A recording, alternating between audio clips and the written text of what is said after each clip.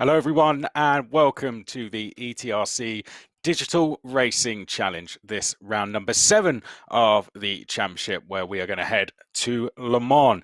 We come almost to the end of the first ever Digital Racing Challenge, and we could crown our champion this evening. Norby Kiss only has to beat Sasha Lenz by 6 points in the first race, and if he does that, he will be crowned the champion. He is currently 54 points ahead of Sasha Lenz due to the amount of victories he has had so far this season. Has been absolutely dominant. 9 wins and 11 podiums. He had 9 wins out of 10 coming into the last round at Zolder, but Zolder didn't go so well for him. Actually had his worst result of the season with a 5th place in the second race, where he did have a spin as well on the opening lap, and he missed qualifying as well, which didn't get his day off to a good start. I'm sure you all know the format by now. Superpole is first, which sets the grid for the first of 2 races. Then we go into race number 1, which is 25 minutes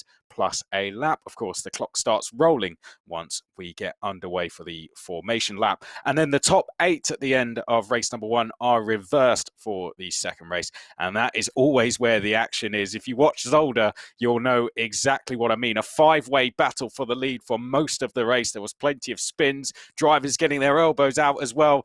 It was basically typical ETRC racing, and I hope we're going to see more of that this evening. We have 10 drivers taking part, 6 of those looking for their very first win. One of those entering for the first time in Henry Tiehouse, as he comes in as a replacement driver for his brother. So his brother Bjorn, that is. So let's get to the track, shall we? I believe Superpole is already taking place. So enough of my face and a little bit more of some trucks, please. And there we go. There we can see Jonathan Andre, who is actually a mechanic for one of the teams. Great to see him taking place. He can do that because we are racing virtually. So this is our very first look at the Bugatti circuit. I'm sure you ETRC fans already know what it looks like. It's a brilliant circuit to go racing on. A little bit wider, isn't it, than Zolder was. So I'm pretty sure we're going to see a little bit more side-by-side action than we did there. A lot of the drivers were struggling to make some moves at times around Zolder, and that was proved when they went into the first corner in race number 2, and we ended up having a red flag that seems to have become a bit of a theme in the race 2s, where we have, of course, the top 8 reversed. So just to go back to what I was saying in terms of the championship, Norby Kiss, due to his complete dominance, is 54 points ahead of Sasha Lenz.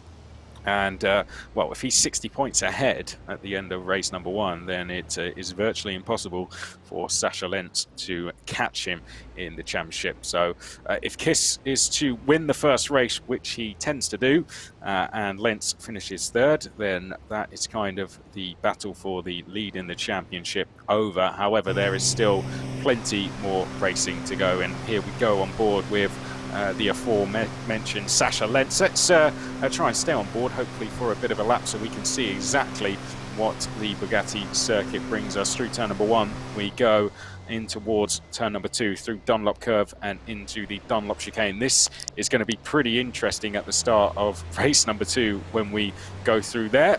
Now we make our way downhill into the long turn 4.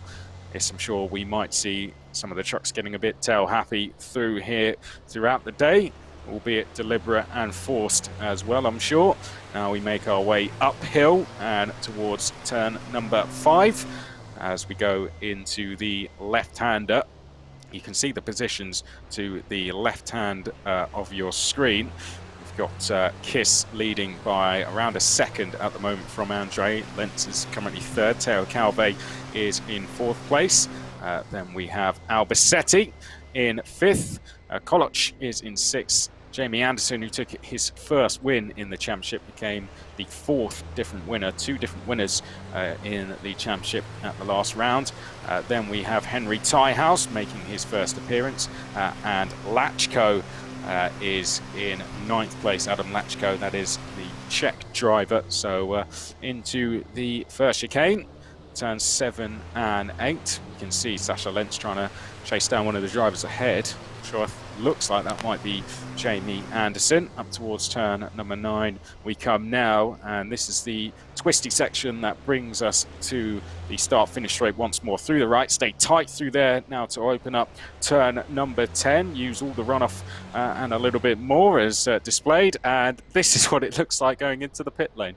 What a shame. We almost had a full on board, but why don't we see what it's like to get into the pit lane. Hopefully we don't see anyone having to go through there. This is Jonathan Andre now through the double right that ends the lap out of turn number 11, and then the long run back down towards Dunlop Curve. Currently in third place, just 2 tenths behind Sasha Lentz. Not able to close that gap down, unfortunately.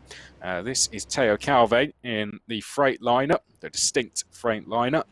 Up towards the line he goes. Can he make an improvement on his time? Let's have a look. I don't think he quite was able to do that. Teo Calve, of course, third in the championship, is one of 4 drivers to take a race win this season. Teo Calve doing that a little bit earlier in the championship, became the second driver to take a win when he did get his victory a little bit earlier in the season.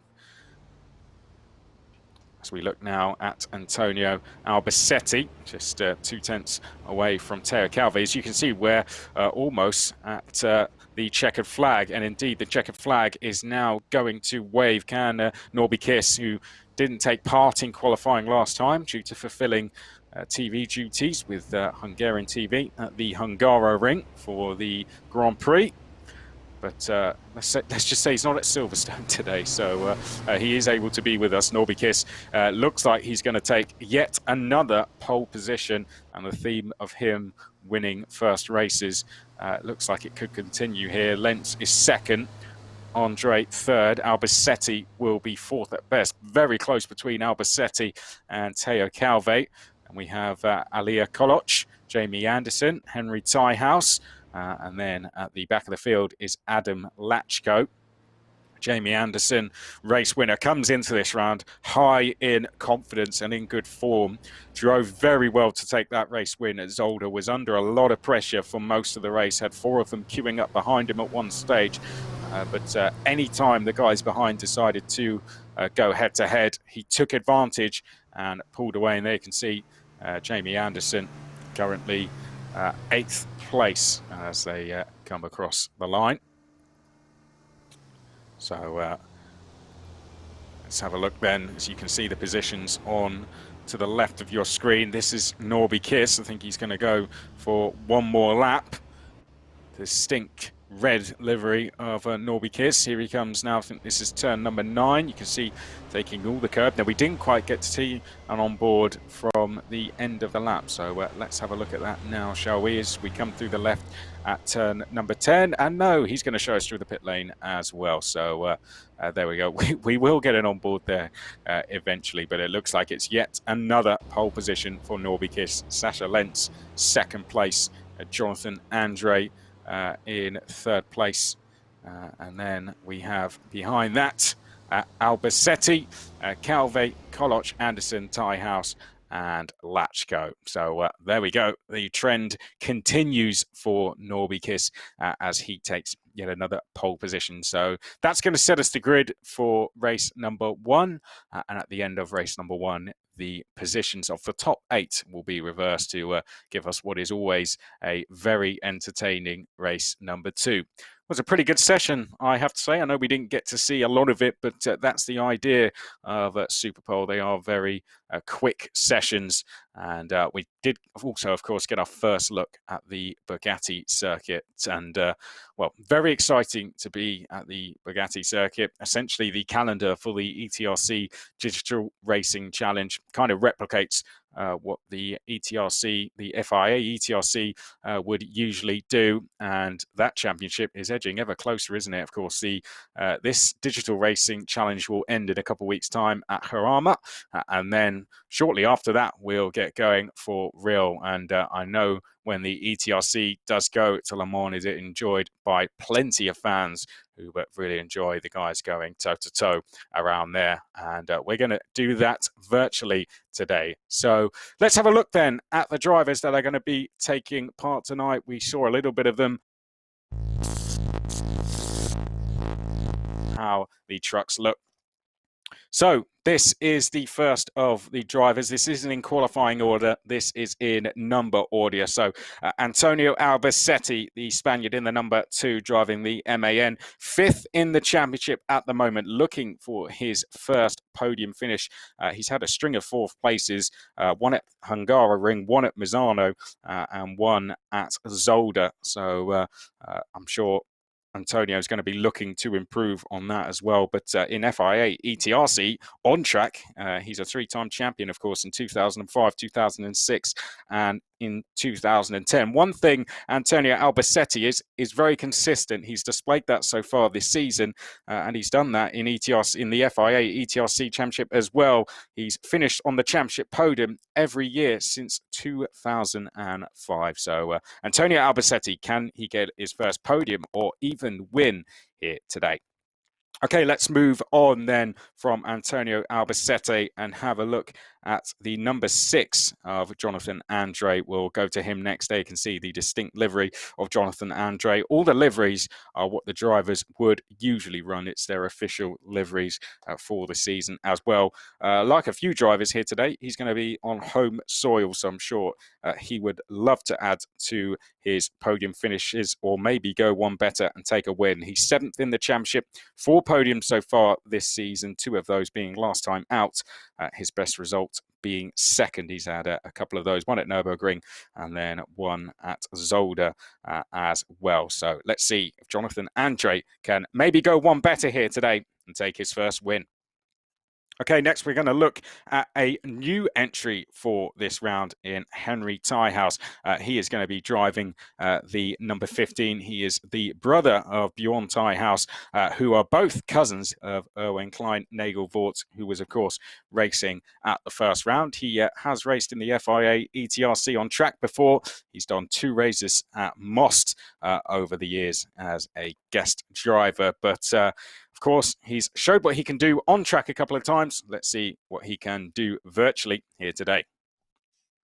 Okay, next we're going to go to Shane Brereton in the number 17, one of a couple of Brits racing today in the MAN. He is 14th in the championship, best result of 6, so we'll be looking for a top 5 finish here today. He's raced in the FIA ETRC for the last 4 seasons and taken 2 wins and 3 podiums in that time. His best championship finish being 10th in 2018. Let's move on next to the number 20. We're going to go to a race winner here. It is Teo Calve, another driver racing on home soil in the Freightliner. He is 3rd in the championship. He's one of 4 drivers to take a race win. He became the 2nd driver to take a race win, breaking the trend that Norby Kiss had been setting when he won at Nürburgring in race number 2. He's had 6 podiums in total, and he's trying to chase down Sasha Lentz for 2nd in the championship. He's just under 30 points, 29 points away from Sasha. So a couple of good results here could close down what is perhaps the most interesting battle in the championship between those two. He's racing the FIA ETRC for the last 2 seasons, as well as the French Championship last season. So it's fair to say he's going to know this track pretty well. From one race winner to another, we're now going to go and have a look at Jamie Anderson. And here he is, the British driver in the MAN, 4th in the championship, and took his first win of the season last time out at Zolder, winning that reverse grid race, which had to go down as one of the best of the season. Was a really entertaining race from start to finish once we got going for take number 2. So he comes into this high in confidence, in form, and it's fair to say Jamie Anderson could be one to watch here today. Let's go then to the number 29. It's Alia Koloc. She is in that number 29 Freightliner championship position. She is currently 12th, best result of 8th. Getting better and better. Confidence is improving. If she can finish 8th in that third race, then Alia will be on pole going into the second race. It's coming into her first year of truck racing, so she's still finding her feet, and it's fair to say that in the Digital Racing Challenge, she is already proving that she can be very competitive. Now we go to Sascha Lentz, who currently sits second in the championship. The German driver has a race win to his name and 12 podiums as well. Has finished on the podium in every single race so far this season, and we'll be hoping that he can keep that form going all the way to the end. Only 2 more rounds to go, and if he can do that, he'll have, of course, 16 podiums by the end of the season. So got his first win last time out at Zolder. Similar to Jamie, coming in high in confidence, will want to turn that 1 win into 2 and maybe even 3 today. But the man they're all going to be chasing down in the first race is the man that can become the champion today. It is Norby Kiss, the 35-year-old from Hungary. 9 wins and 11 podiums in 12 races really do speak for itself, doesn't it? 2-time champion in the FIA ETRC as well in 2014 and 2015. Later finished 3rd in the 2017 championship. He's a big name both in the community and in esports as well. It's kind of where he originally said his name. So Norby Kiss knows the esports arena better than anyone, and that has been proven so far this season. And finally, then we come to the 10th and final drive.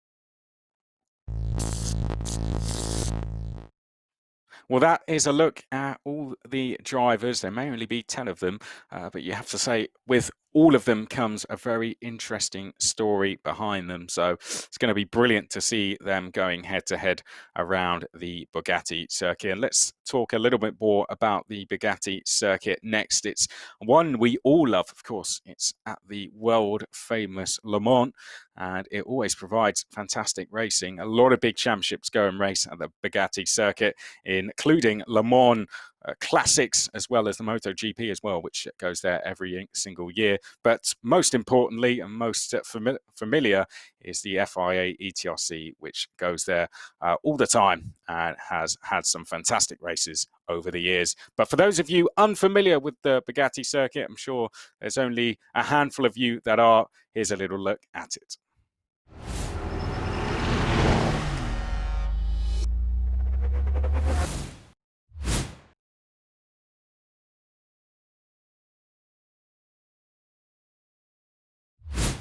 Welcome to Le Mans and bienvenue au Mans. The FIA ETRC makes a stop at the Mecca of French motorsports, here at Le Mans.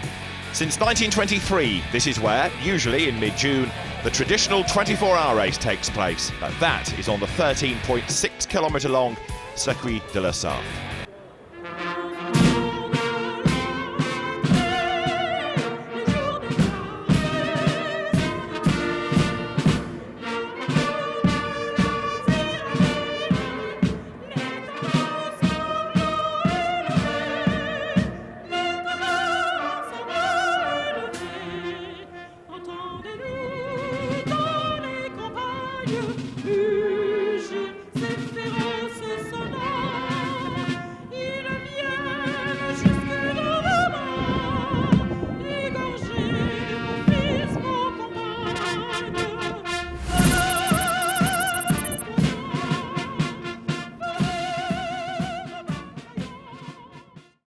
wouldn't be Le Mans if there wasn't a crazy show for the fans. The most beautiful trucks in France are on track for more than 2 hours, right at the end of the day, right on each other's bumpers.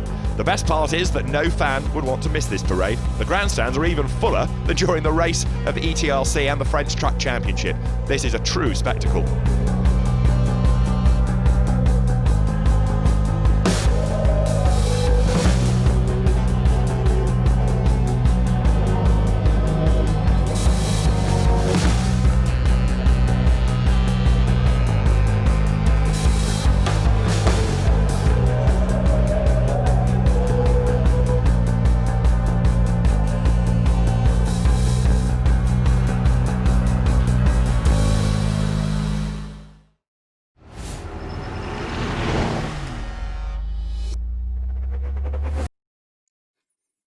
A fantastic spectacle to see the trucks out there in the evening as well. I mean, I have to say, I think they're not going to struggle to see where they're going in the evening time, unlike, say, some of the cars or motorcycles that might race around there.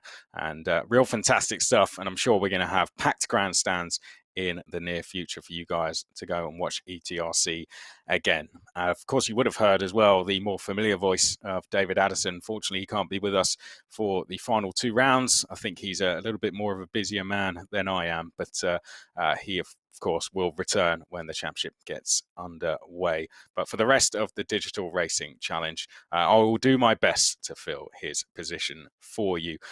We're getting closer to the first of 2 races in the penultimate round we are of the championship as well. Hope you guys have all enjoyed the Digital Racing Challenge. It's been something that everyone at the ETRC have worked incredibly hard on bringing you. There is a big team working behind. Of course, we have a clerk of the course as well. We have a real driver driving the pace truck for us, the Mercedes Actros.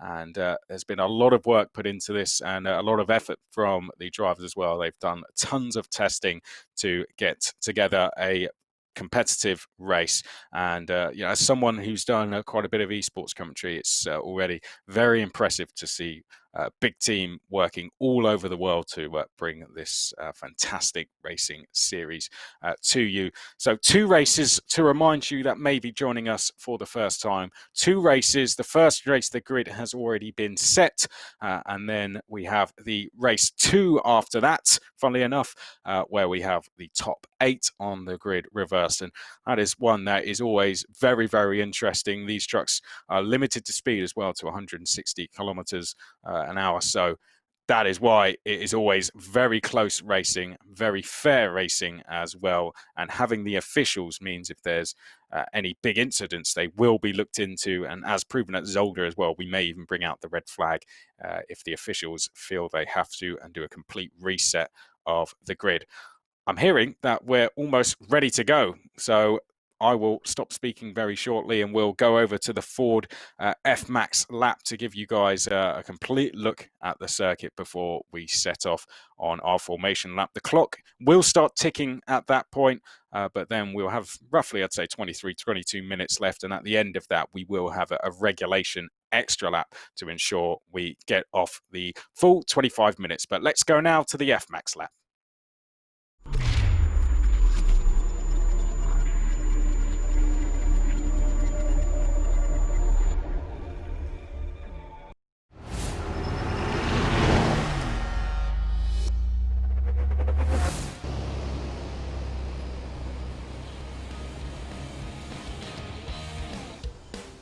The show is on. Start your engines. FIA ETRC is ready to race.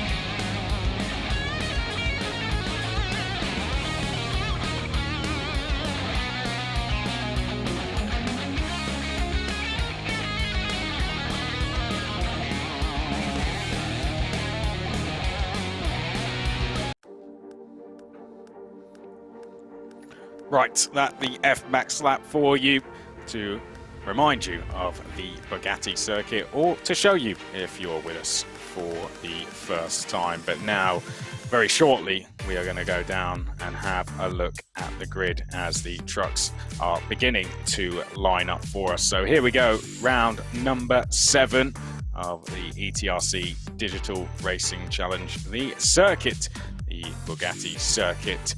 Weather there, you can see best times, of course, 2:15.777 is the best qualification lap.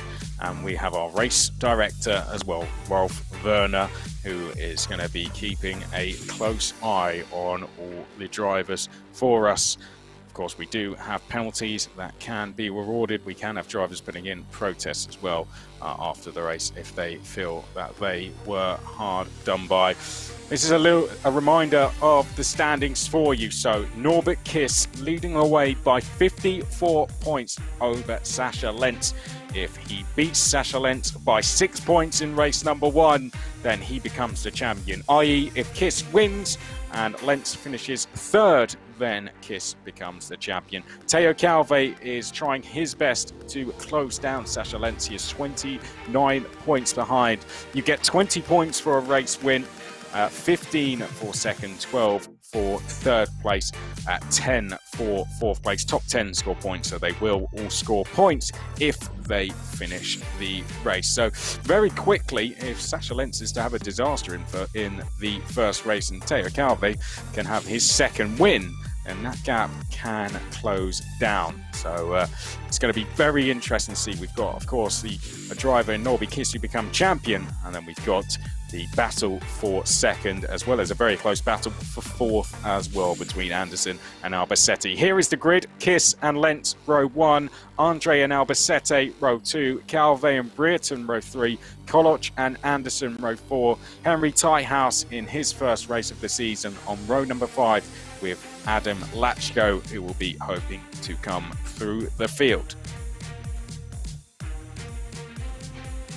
We also give a special thanks to myself. The biggest thanks goes to me, but of course all the organisers. I was talking about a big team that puts this championship together, and we have a special thanks to every single person who has helped bring this series to you. It is improved with every single round, and it has brought the truck racing community some fantastic racing to fill the time whilst the motorsport world had to be put on hold, of course, with the coronavirus pandemic. So we did not stop. We did not just sit back and wait for the racing to resume again. We brought this fantastic series to you, which of course could continue with the success it has been. So a big thanks to every single person who has helped bring us every single round.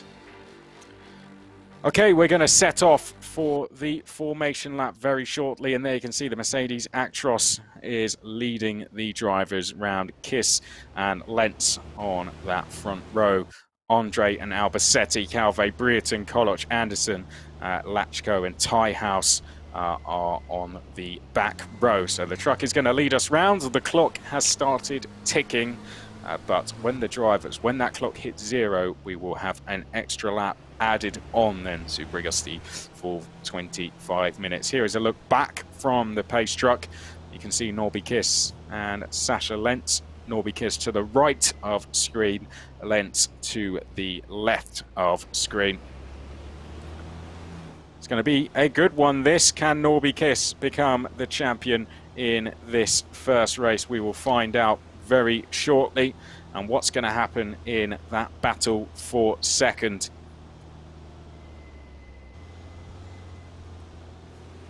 It's going to be very interesting, I'm sure. Kiss, Lentz, Andre, Albacete, Calve, Brereton, Koloch, Anderson, Lachko, Tiehouse. That is how the grid lines up. Lachko, albeit behind Tiehouse, as the pace truck now makes his way up to the turn 7-8 chicane. It's a very fast chicane. I call it a chicane. I'm not too sure we're going to be seeing overtaking into there. The biggest points is going to be into the Dunlop chicane. That's probably where we're going to see most overtaking. Double right-hander at turn 6 could prove to be another one, but of course, the last corner as well, that could also provide some overtaking, the double right-hander at turn number 11. But it's quite a tight entry into there, so some drivers may find it easy to cover off the inside line. But then we've got the run up to the line, and the track is very wide going up to there, so we could see a drag race to the line come the end of the race. But the pace truck will now pull into the pits, and the rest of the field will continue to get the race underway. Okay, Norby Kiss, he didn't win last time out. Can he go back to his winning form here at round number 7? What about Sasha Lentz? Sasha Lentz will want to put a stop to the championship being won today by Norby Kiss. Here they come up to the line, and we are off away and racing, and it's a good start there from Norby Kiss. Sasha Lentz trying to get up the inside as they make their way up towards Dunlop Curve for the first time. They're going to be side by side. Andre and Albacete also going side by side. Albacete on the outside there as they make their way up towards the Dunlop chicane. Let's hope they all get through safely. I think someone's gone off. Oh, there's someone. Big incident. Well, that looked like Aliyah Koloch there, who just got it all wrong under braking. And unfortunately, a couple of drivers going off there. We've got the number 17 of Shane Britton, who is struggling to get going. Teo Calve has been caught up in that as well. I wonder if that's going to be under investigation. Norby Kiss is leading the way still. We've got a 3-truck breakaway out front here. Lentz is in behind in second place. Then we've got Andre in third place. Fourth place is Albacete there. There you can see Antonio Albacete. Then we're side by side behind that as well. Lachko has made a great start out of all of the chaos. Lachko is going up to, was trying to get up to 5th place, but it's a brilliant start as well by Henry Tiehouse, who has moved up into 5th place. There we look at Antonio Albacete, who is currently in 4th place. Lachko and Tiehouse are side by side there coming through. Turn number 6. Oh, and we got both of them, I think, may have spun there. Lachko and Tiehouse just making a little bit of contact, and they've both come towards, unfortunately. Jamie Anderson has benefited from all of that. Race control, turn number 2 is indeed under investigation. That is the Dunlop chicane. Aliyah Koloch there, who was, I think, the driver that just completely misjudged her braking point. May have been a tap from behind, I'm not sure. And unfortunately, that did cause an incident. There you can see Shane Brereton in the purple livery there, who is trying to recover Teo Calve behind, giving him a little bit of a push there as he's desperately trying to find his way through.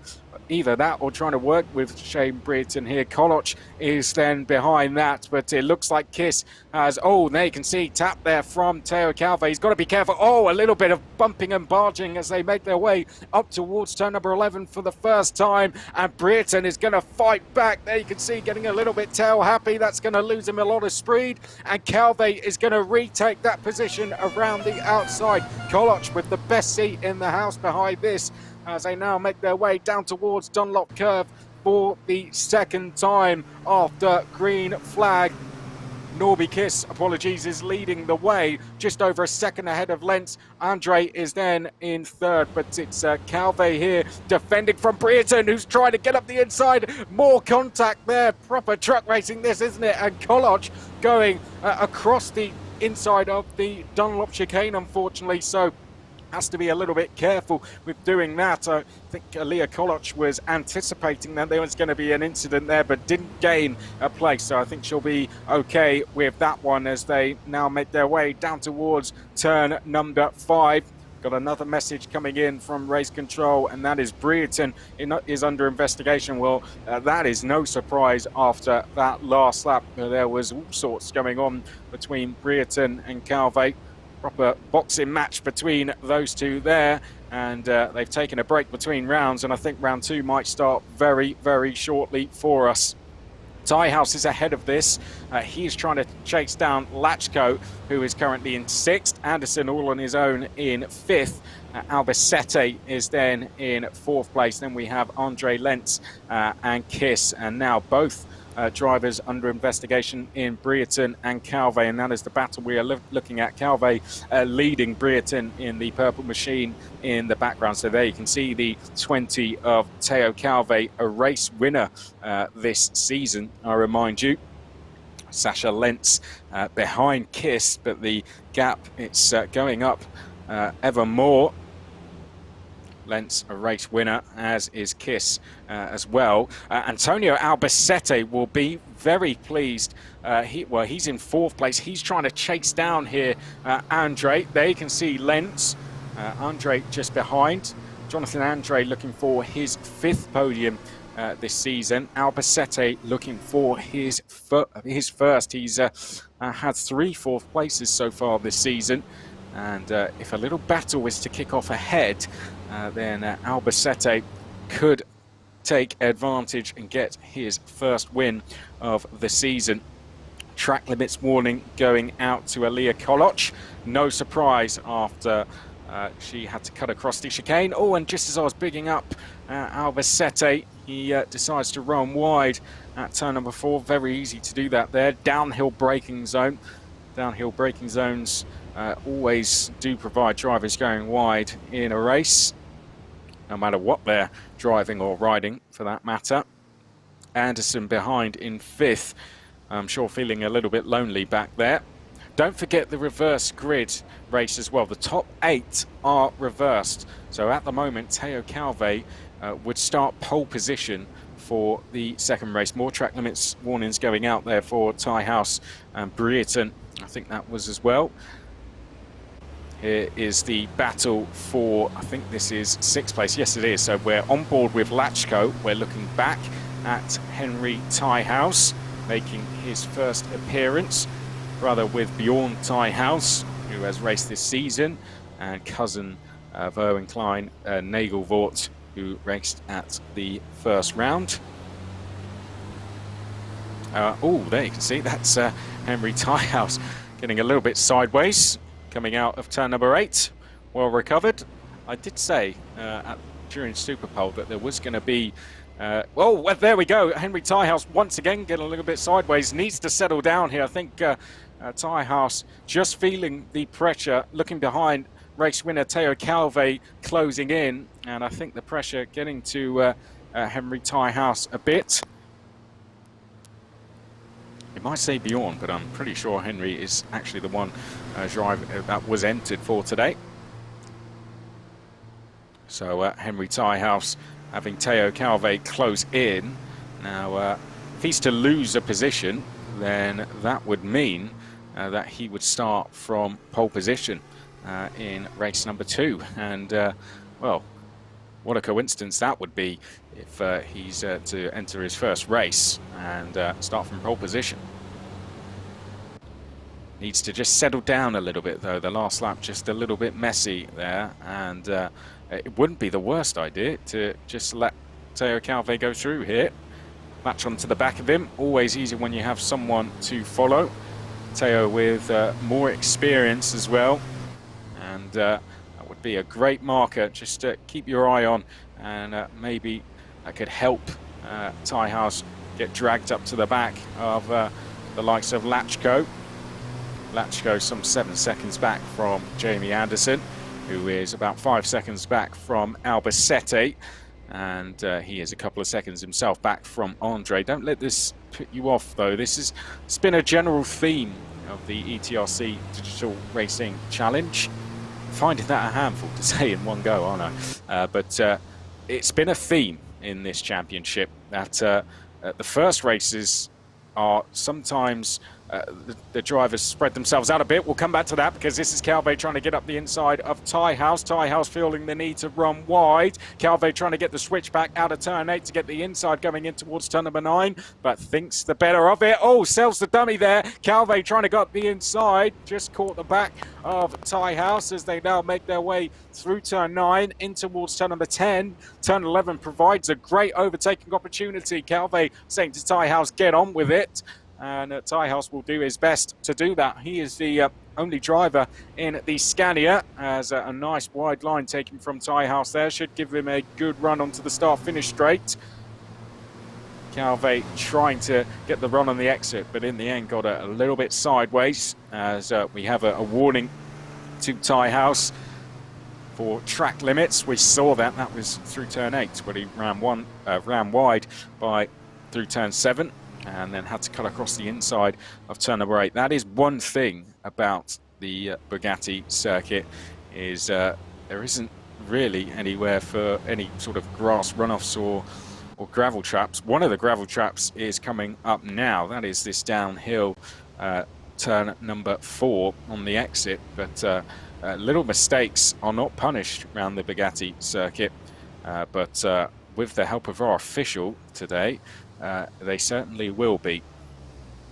Down towards turn number 5 we go, and there we have a little look up the inside from Calvé. Tiehouse ran wide. I'm not sure if he was assisted on the way into the corner in doing that, but I think Calvé is going to make his way through here, and I believe has done, as they now head into turn number 6. We're on board with Tiehouse. They can see the number 20 of Calvé, and at Tiehouse a little nudge. I'm not sure if that was a return of the favour, but Tiehouse just seems to be a little too eager on the throttle pedal coming out of corners in the 4th gear. Now coming down towards turn 7, that's the highest gear that they will get to.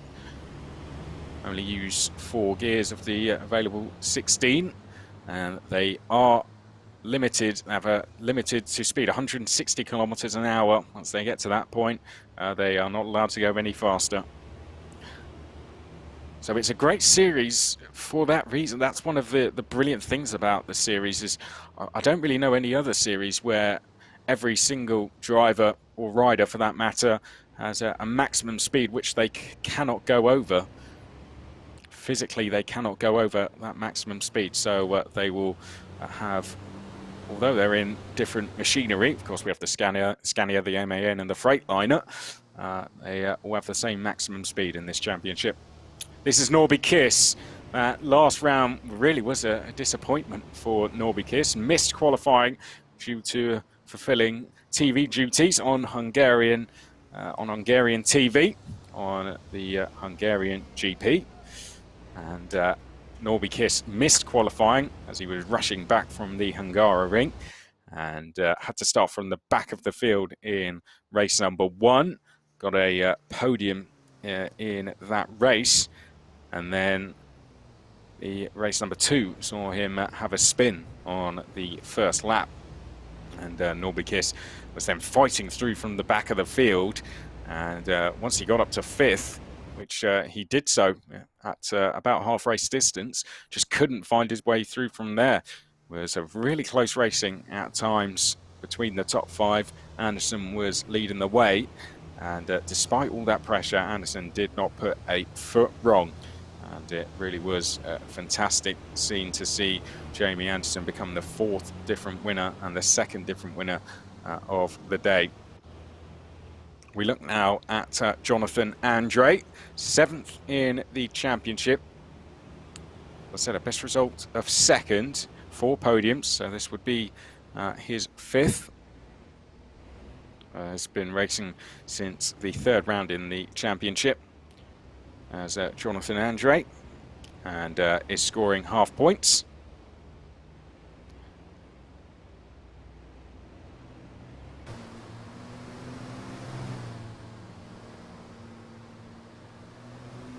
And I am just hearing, hence the pausing commentary, while I was receiving a message that unfortunately it looks like there has been technical issues for teammates Lachko and Koloch, as they have both dropped off basically all the servers that they are on, and both TeamSpeak and on the Assetto Corsa servers as well, which we've run this championship on. Now Jamie Anderson, I mean, there's running wide and then there's doing that, and if he wasn't under investigation already, Jamie Anderson will certainly be now. But going back, more importantly, to Lachko and Koloch, unfortunately, looks like we have lost them from the race. They have both dropped out of the server. We've lost them from our communication server, TeamSpeak, as well. So unfortunately, I'm not too sure if we're going to be seeing them anymore in this race. There is still 8 minutes plus a lap. We do have a break between race 1 and race 2. So hopefully they're able to sort any technical issues they have, and we will see them back for that 2nd race. But a real shame there for Lachko and Koloch.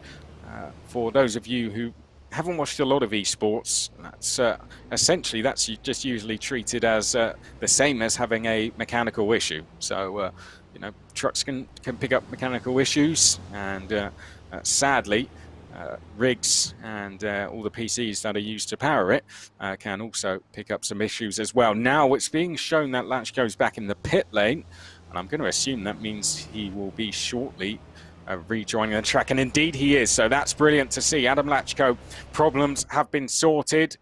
The virtual pit crew have fixed his problems, if you like, and he returns to the track. So good to see. Although he's going to finish down the back of the field, he's at least going to have 7 more minutes plus a lap of track time. And fingers crossed, this means that Koloch will not be too far behind him. I'm sure she's going to be fixing her issues as well, and will hopefully be shortly rejoining behind Adam Lachko. But we are evenly spread out between our top 3, 4 seconds between both Sasha Lentz and Andre. Now, in terms of the championship, Norby Kiss for the win will score 20 points, and Sasha Lentz will score 15 points, so the gap will go to 59 points as Lachko goes in the air, takes off for a brief second, but that will mean the gap goes to 59 points, so that won't mean the championship is over. However, that would mean that in the second race, Lentz would have to win, and Kiss would essentially have to not finish the race, so it would be very unlikely that Norby Kiss would not wrap up the title race in race number 2. Most drivers would say that Norby Kiss's win in the championship has been coming for a while then, himself included, has shown his experience within esports during this series, and other drivers have given him a good run for his money at times. You know, to be 3.6 seconds behind Norby Kiss is not a bad effort at all. But then in the reverse grid race, that is when we really see Norby Kiss being tested. And as proven at the last round where he finished 5th place, it is not always the case that he will win. Right, let's take a look at the replay of this start, because we did see one of the drivers who is currently on the outside, I believe, having a bit of a problem. I believe it is the second to last driver on the outside row as they make their way up to Dunlop Curve, and that is Aliyah Koloch, I believe. So here they come. I think Aliyah Koloch got a wheel on the gravel there and just couldn't stop from there. Went clattering into the back of the rest of the field, and that caused drivers spinning round. And unfortunately, it really affected the likes of Brereton and Lachko as well. Here you can see Shane Brereton trying to recover, currently behind Ty House, as they make their way down the start-finish line. The entry list said that was Henry Tyhouse in that. I believe it may just say Bjorn on the entry list, but we'll get that confirmed for you as they come through Dunlop Curve and into the Dunlop Chicane. Henry Tyhouse is his first race of the season. Shane Brereton has done a few more than that. Shane Brereton has been with us at every single round pretty much, as he now makes his way down towards La Chapelle, trying to go down the inside of Ty House. Can't quite make his way through there. Shane Brereton would start on pole position for the reverse grid race and may just be sitting behind Ty House. I couldn't imagine a driver would not want to overtake someone unless they were told not to, but that is never usually the case in this championship, as Shane Brereton now looking left, looking right, going into turn number 6. This one of the longer braking zones, as Ty House is going to run wide, and Brereton is going to say, thank you very much, I'll take the inside line and I'll take 7th place with it as well. But on the exit of the corner, Ty House found some space and found a way to stay alongside. So down towards the turn 7 chicane we go as we come into the latter stages of race number 1 here at round number 7, and Tyhouse is going to go flying down the inside to retake that position, but is going to run wide with it. Oh, and a big incident there on the exit of the corner. Brereton has just been able to get away with that one, and Tyhouse has kind of caused his own problems. This is a look at the replay. Tyhouse goes too deep, and as he rejoins the circuit, he just goes clattering into Brereton. Brereton was lucky to survive that one, and Tyhouse kind of deserved his own troubles, if you like. So Tyhouse will recover in 8th place, and with Lachko and Koloch having their technical problems, Tyhouse should finish in 8th place unless he's to incur some very hefty penalties.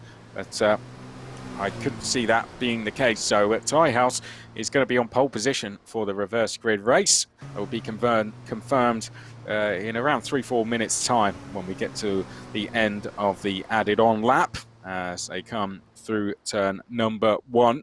It's getting a little bit closer between 3rd and 4th. Looking at the times there, Albacete is edging a little bit closer to Andre, and Andre with that has dropped away from Sasha Lentz a little bit more. That's not because Sasha Lentz has been closing the gap down to Norby Kiss either. That gap has stayed exactly the same. We've got a warning going out for Jamie Anderson.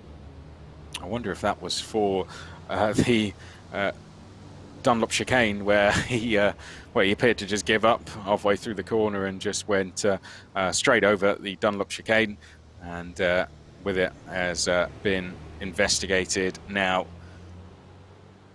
But the gap between 3rd and 4th continues to close down here, and Antonio Albacete has not had a podium so far this season, so he is looking for his very first. There you can see looks like the gap has gone up a little bit. I think there must have been a mistake from Antonio Albacete as they come out of the final corner and now make their way down the start-finish straight. Antonio Albacete about 2 seconds back. There you can see, looking to the bottom right hand side of your screen, you'll see the gap, and with every second it does change. Now we have a penalty for Henry Tyhouse, a 30-second penalty that will not lose him a position, but that is absolutely no surprise after the mistake he made, which caused contact with Brereton. Brereton got away with it. Tyhouse was affected by it and is going to be further affected by it now with that 30-second penalty. I think that's a just penalty, and I think Tyhouse will hold his hands up in that situation. Antonio Albacete, the gap was 2.1 seconds when they crossed the line. It remains roughly that.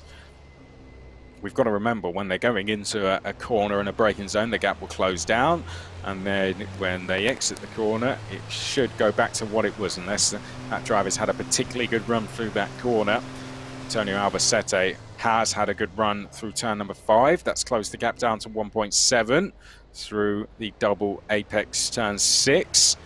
And on the exit there, Albacete maximising track limits.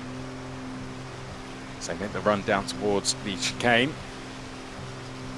Andre, you feel, would just be looking in his mirrors a little bit here, just seeing Albacete getting a little bit closer. Albacete has got to try and force some pressure because we have now hit 0, which means the next time Norby Kiss crosses the line, he will start the final lap of the race. I'm not too sure if he's already crossed the line or if he got past before the clock struck 0, just because of how much we've been concentrating on this battle for 3rd and 4th. But this would be big for Albacete. It would be his first podium in the championship as he makes his way now round the final corner, and noticeably you can see that gap getting closer and closer. It's now 1.2 seconds as they come across the line to start the final lap of the race. This is a big ask really for Albacete to close down a 1.2 second gap and then overtake Andre.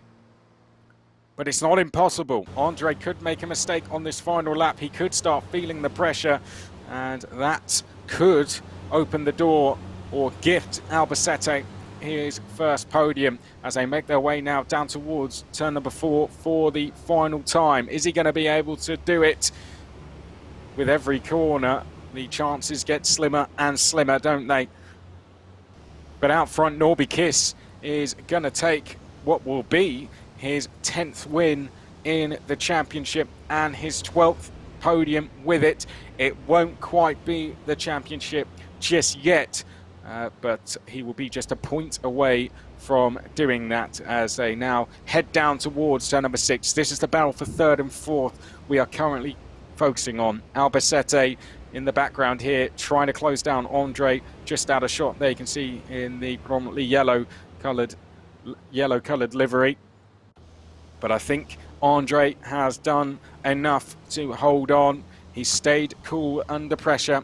And for Jonathan Andre, it is going to be a 5th podium so far this season. Sasha Lentz, it'll be his 13th podium, and his trend of taking a podium in every single race will continue. He is the only driver in the championship that can say he has done that, because Norby Kiss finished off the podium for the first time last time out at Zolder, but he's going to return to it, and he's going to return to it on the top step as well, out of the final corner, and Norby Kiss wins in the ETRC Digital Racing Challenge for the 10th time. Brilliant drive from the Hungarian. 2nd place and on the podium once more with a brilliant celebration there. Sasha Lentz finishes in 2nd to continue that trend of finishing on the podium in every single race. Andre finishes in 3rd. It's his 5th podium in the championship. Albacete comes very, very close. Another 4th place for him this season. Then we have Jamie Anderson, who finishes in 5th place. Teo Calve recovers to 6th. Likewise, Brierton, he recovers to 7th. Then we have Henry Tyhouse in his very first race. He finishes in 8th, and he will be on reverse grid pole. He just has one more corner to negotiate now. Lachko will be 9th, having sorted his technical issues. Koloch, well, we wait to see Aaliyah. Hopefully we see her in the 2nd race, but at the moment she hasn't been able to return to the server, and that is how they finish.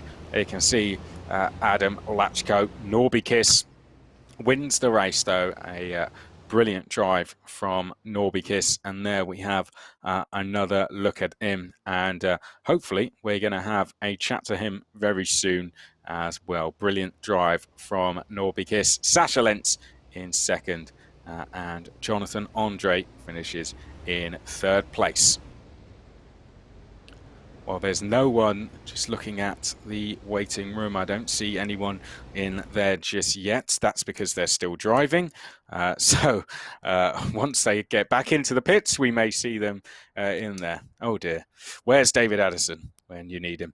But a brilliant race, very thoroughly entertaining at the beginning. Once they all got settled down, it was a kind of a familiar race one, with Norby Kiss leading the way and just absolutely no one able to keep up with him.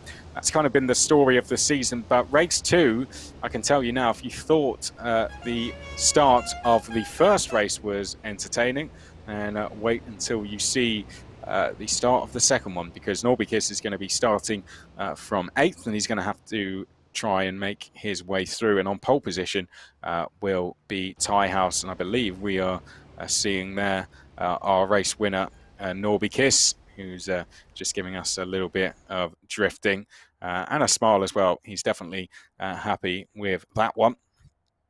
And hopefully we're going to get the chance to have a chat with him. Now we have all the drivers back in the pit lane. Well, it was pretty good fun, wasn't it? A great race to get us underway. Brilliant stories coming up. And Norby Kiss very close now to wrapping up the championship. And he will, I'm sure, do that in the next one. I'm just hearing that we're now going to have a chat with Norby Kiss. I think he should be able to hear me. Yes, Norby, hi. are you there? Yes, I'm here.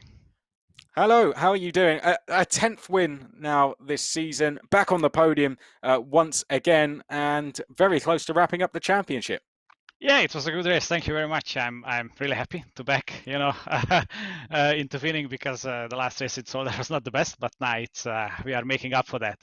And yeah, also qualifying was pretty good and clean. I could do many good lap times, and also the start was very good for me, because already in the braking of the first turn was quite clear and I could get ahead.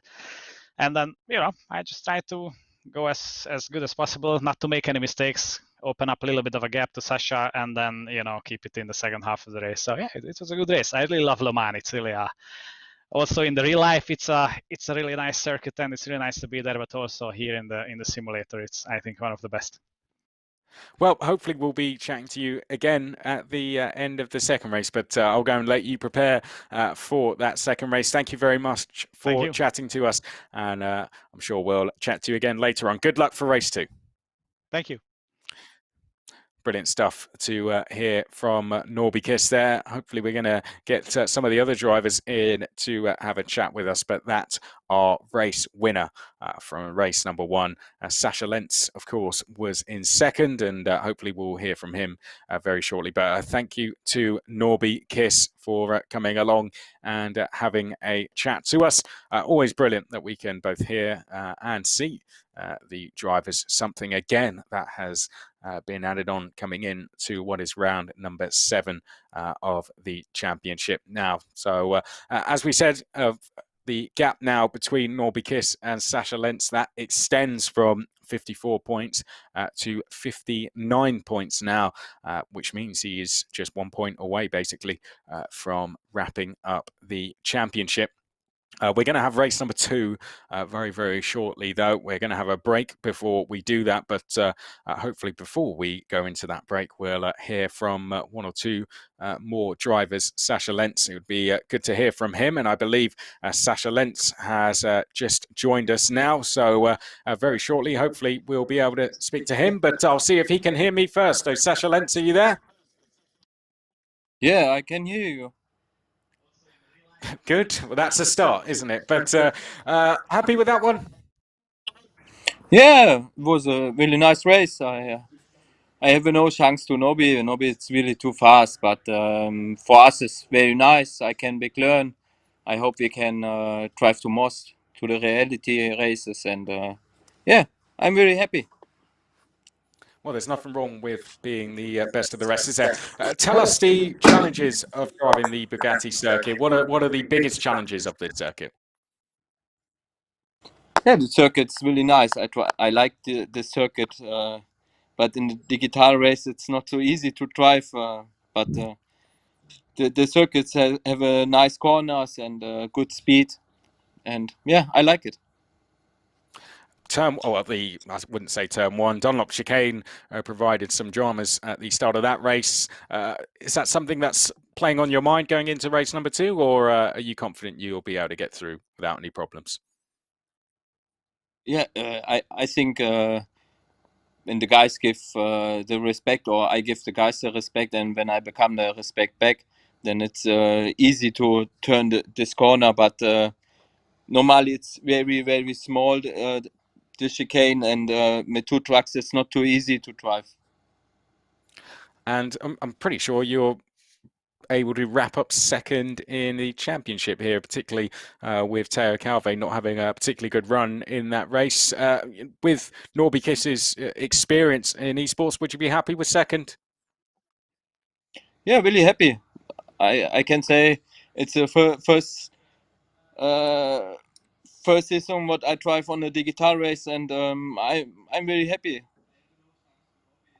Good stuff. Well, glad to hear that you're happy after that race, and good luck for the next one. Thank you very much. Good stuff. That's Sasha Lentz, and we have Teo Calve waiting for us as well. So hopefully he'll jump into the chat now, and I believe he has just joined us. Teo Calve, how are you feeling after that one? This first race was hard for me because I had a big crash. Someone pushed me out in the first turn. So yes, I'm a little bit frustrated, but it's okay. It's like that. I think we might be having some audio issues there, I think. But Teo Calve, before we move you away again, just quickly, you're going to be a little bit higher up the grid now. Well, say you get a little bit higher up than you might have expected for this second race. So are you confident you can potentially get a win here? Yeah, I start in the second line, so maybe we can try something, maybe a win or a podium if we can. Good stuff. Well, a win or a podium wouldn't be too bad at all. What do you think the key is to getting a win in this series? You've had one already. I believe that was back at the Nürburgring. Is it just getting a good start and building a gap early?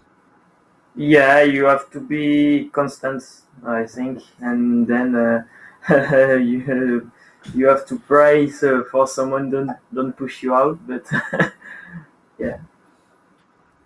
And is this a track that's hard to be consistent on? You know, we saw some warnings going out there for track limits. It's, I think, quite easy to extend track limits here with the kind runoffs. But does that make it hard, do you think, to be consistent around here?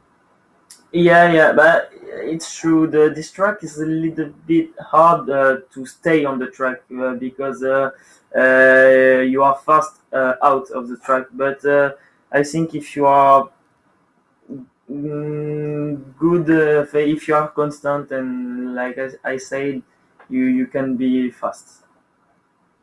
And what about overtaking? Is it particularly hard track to overtake on, or is there?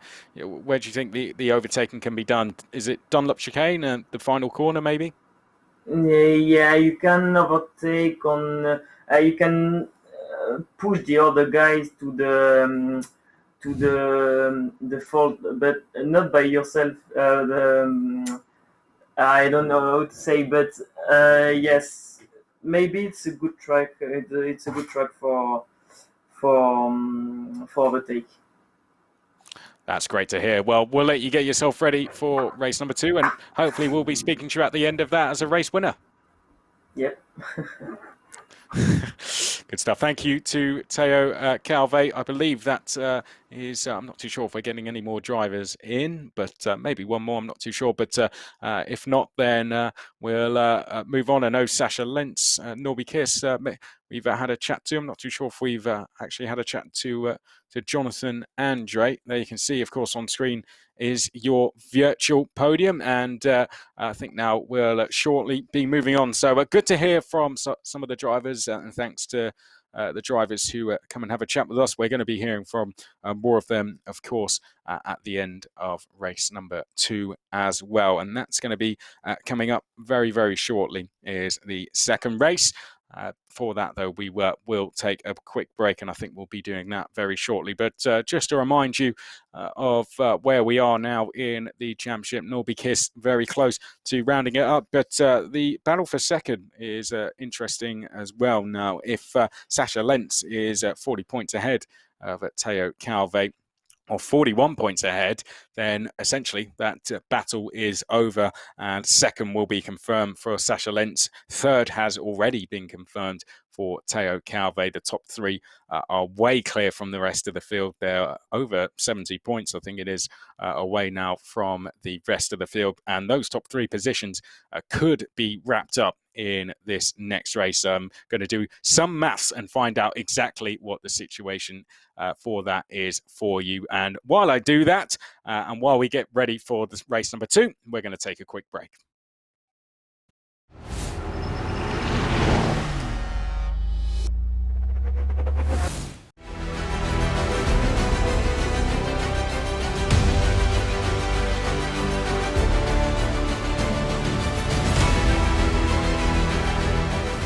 At home in Germany, on the go in the world. Every year, up to 20,000 vehicles drive from our depot in the Swabian town of Burtenbach out into the world. Novum is our new fully revised trailer concept. Novum not only introduced the new external frames and body, but also the new optimally designed Kugel modular system with optimized uniform new modulus assemblies and components. In the category concept, first place was awarded to Burtenbach. Kugel's innovative Novum generation trailers have been awarded the International Industry Prize Trailer Innovation 2019 in the Supreme Discipline concept at IAA Commercial Vehicles.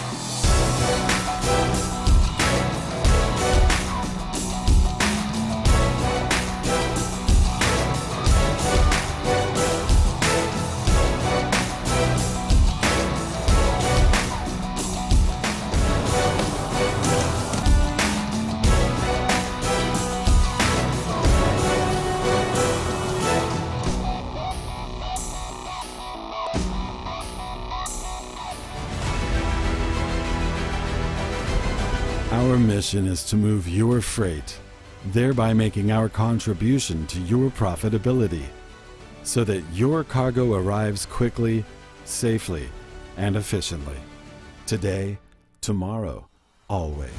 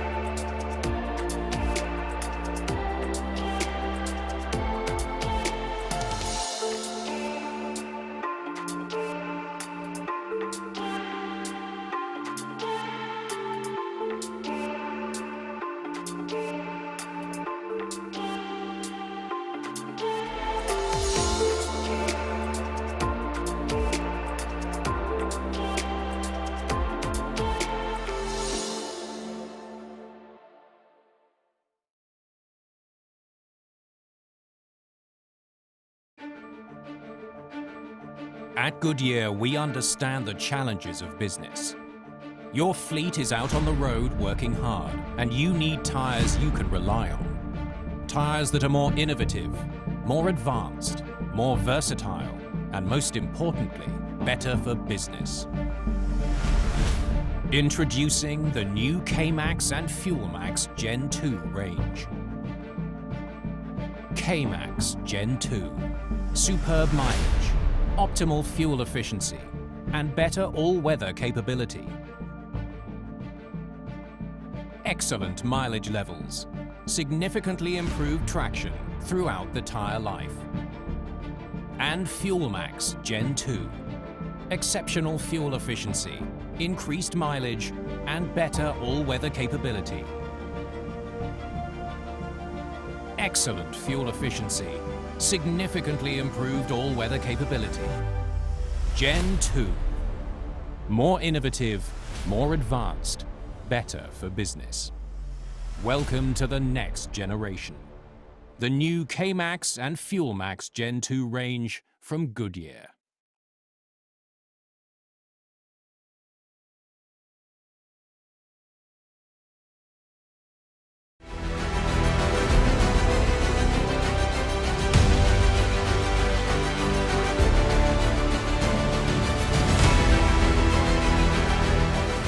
At home in Germany, on the go in the world.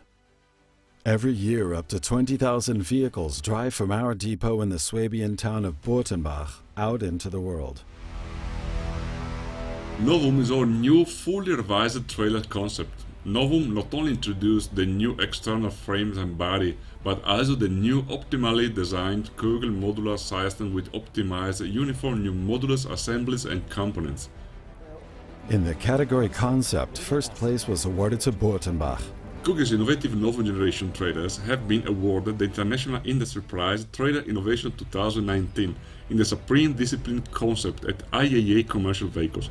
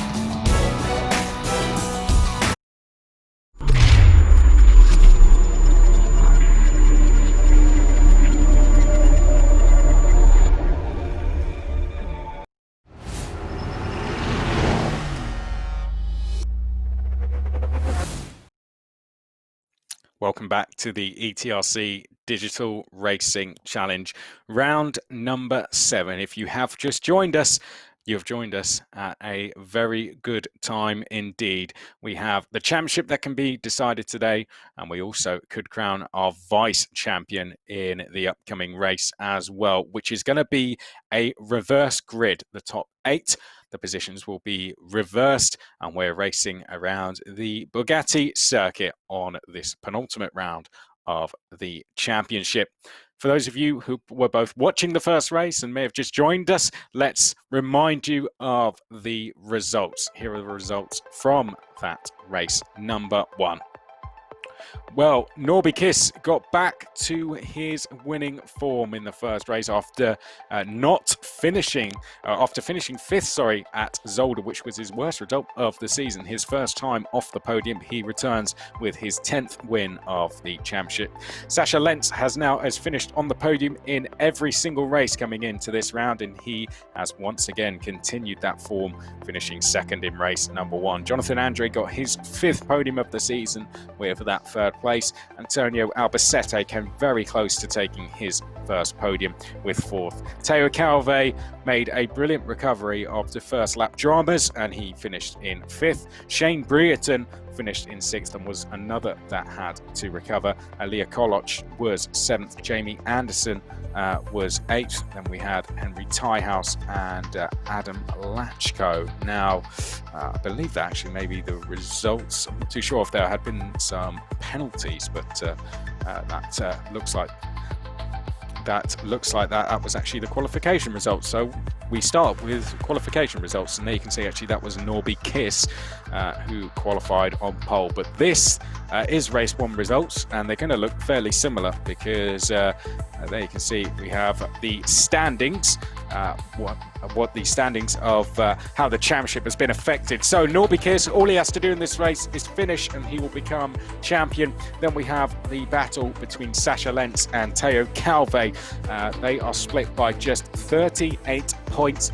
If Sascha Lentz is 41 points ahead of Teo Calve leaving this round, then he will be crowned the vice champion. So it is very close between those two, and the top 3 positions in the championship could be decided here. Jamie Anderson is 4th in the championship, then it's Albacete, Lachko and Andre. Those 7 are with us. And then we have the likes of Leah Koloch down there in 12th place, Shane Brereton 14th place, and then also we have Henry Tyhouse, the brother of Bjorn, who is racing for the first time. So we'll see how he gets on. He's actually going to start from pole position. This is to confirm the race 1 results will be similar to what we saw in qualifying. Norby Kiss won the first race ahead of Sascha Lentz. Jonathan Andre finished on the podium. Albacete came close. He was only just under 2 seconds back in 4th. Jamie Anderson was 5th. Teo Calve 6th. He had to recover from first lap dramas, as did Shane Brereton. Henry Tyhouse finished in 8th and will start from pole position. I said top 8 reverse going in to the second race. Adam Lachko had unfortunately some technical dramas, as did Leah Koloch, both of them dropping out halfway through the race. Adam Lachko did return to do a few more laps. Leah Koloch unfortunately didn't. So hopefully those problems have now been resolved, and she will be with us to start the second race here at the Bugatti circuit. Well, there you go. That's the results from race number 1. That's the situation in terms of the championship. Norby Kiss just has to finish to become the champion. And then we have Sascha Lentz, who has to beat Teo Calve by just 3 points to wrap up his second place in this championship. And after the experience and the pace that Norby Kiss has in the esports world, I think he would be pretty satisfied with being the best of the rest.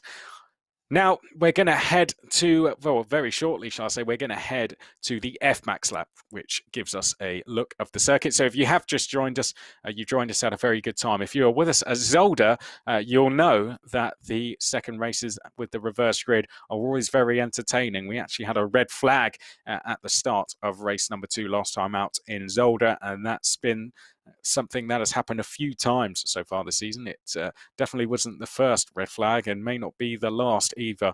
After we went into turn number 1, and then there was huge dramas and the officials brought out the red flag, and that meant the whole grid was reset. We do have officials watching. They have been giving penalties and they can apply the red flag as well. So top 8 are going to be reversed. It gives the challenge to the likes of Norby Kiss and Sasha Lentz to try and work their way through the field, and it has also given us some new winners. But first, we now go to the F-Max lap.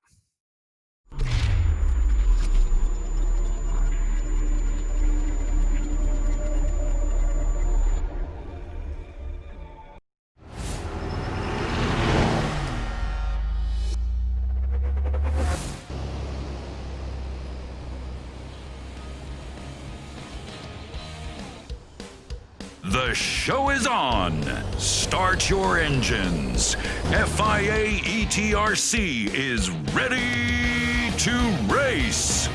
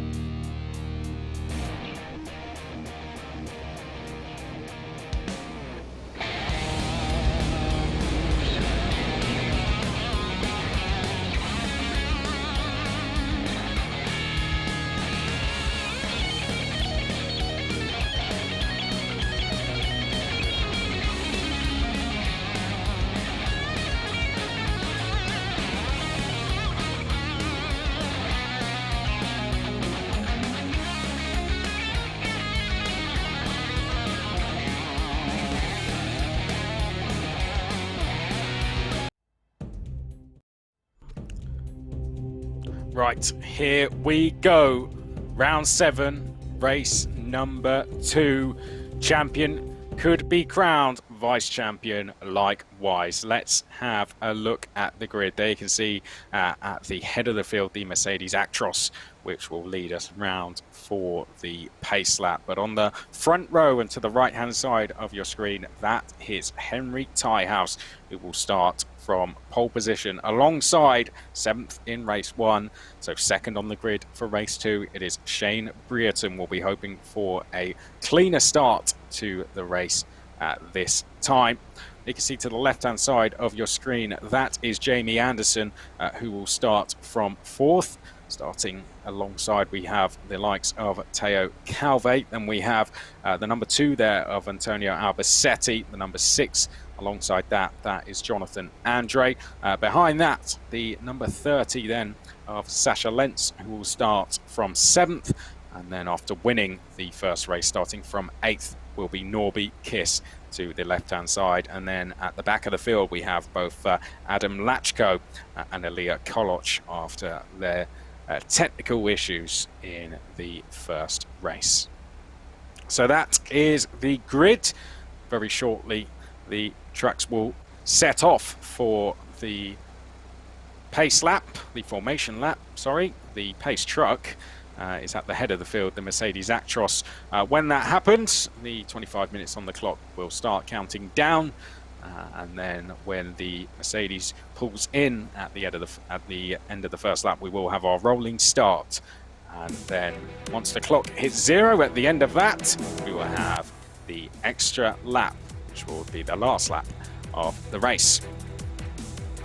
Race 2, always very entertaining in the ETRC Digital Racing Challenge.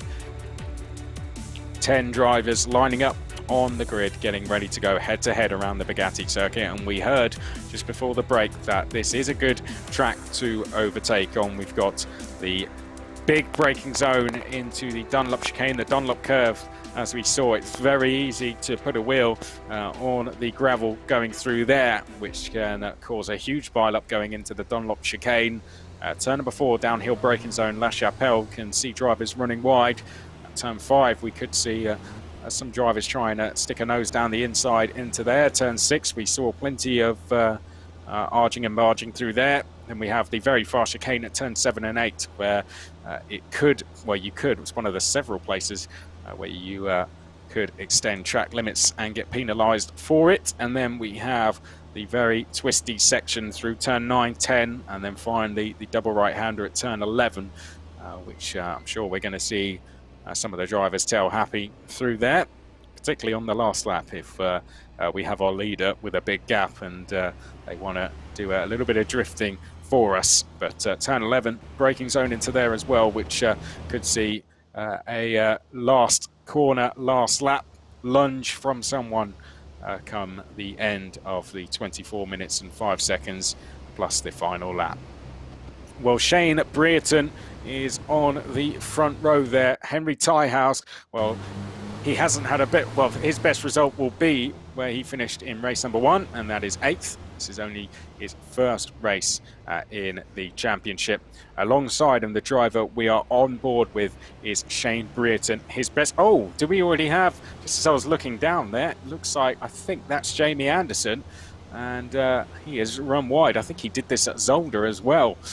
When he was leading us around from the front row. He's going to return to his position again. So, oh, phew, we get everyone back in position. Norby Kiss is leaving a little bit of space. He's in the background. But back to what I was saying, Shane Brereton's best result is 6th so far this season, and that was in race number 2 at the Nürburgring. Teo Calvé was definitely a little bit unhappy with the situation that occurred in the opening race. He's third in the championship. He's had 6 podiums so far this season, has Teo Calvé. So he will be looking to add to that, or maybe add to the 1 win that he's had at Nürburgring earlier this season. Jamie Anderson, race winner from last time out.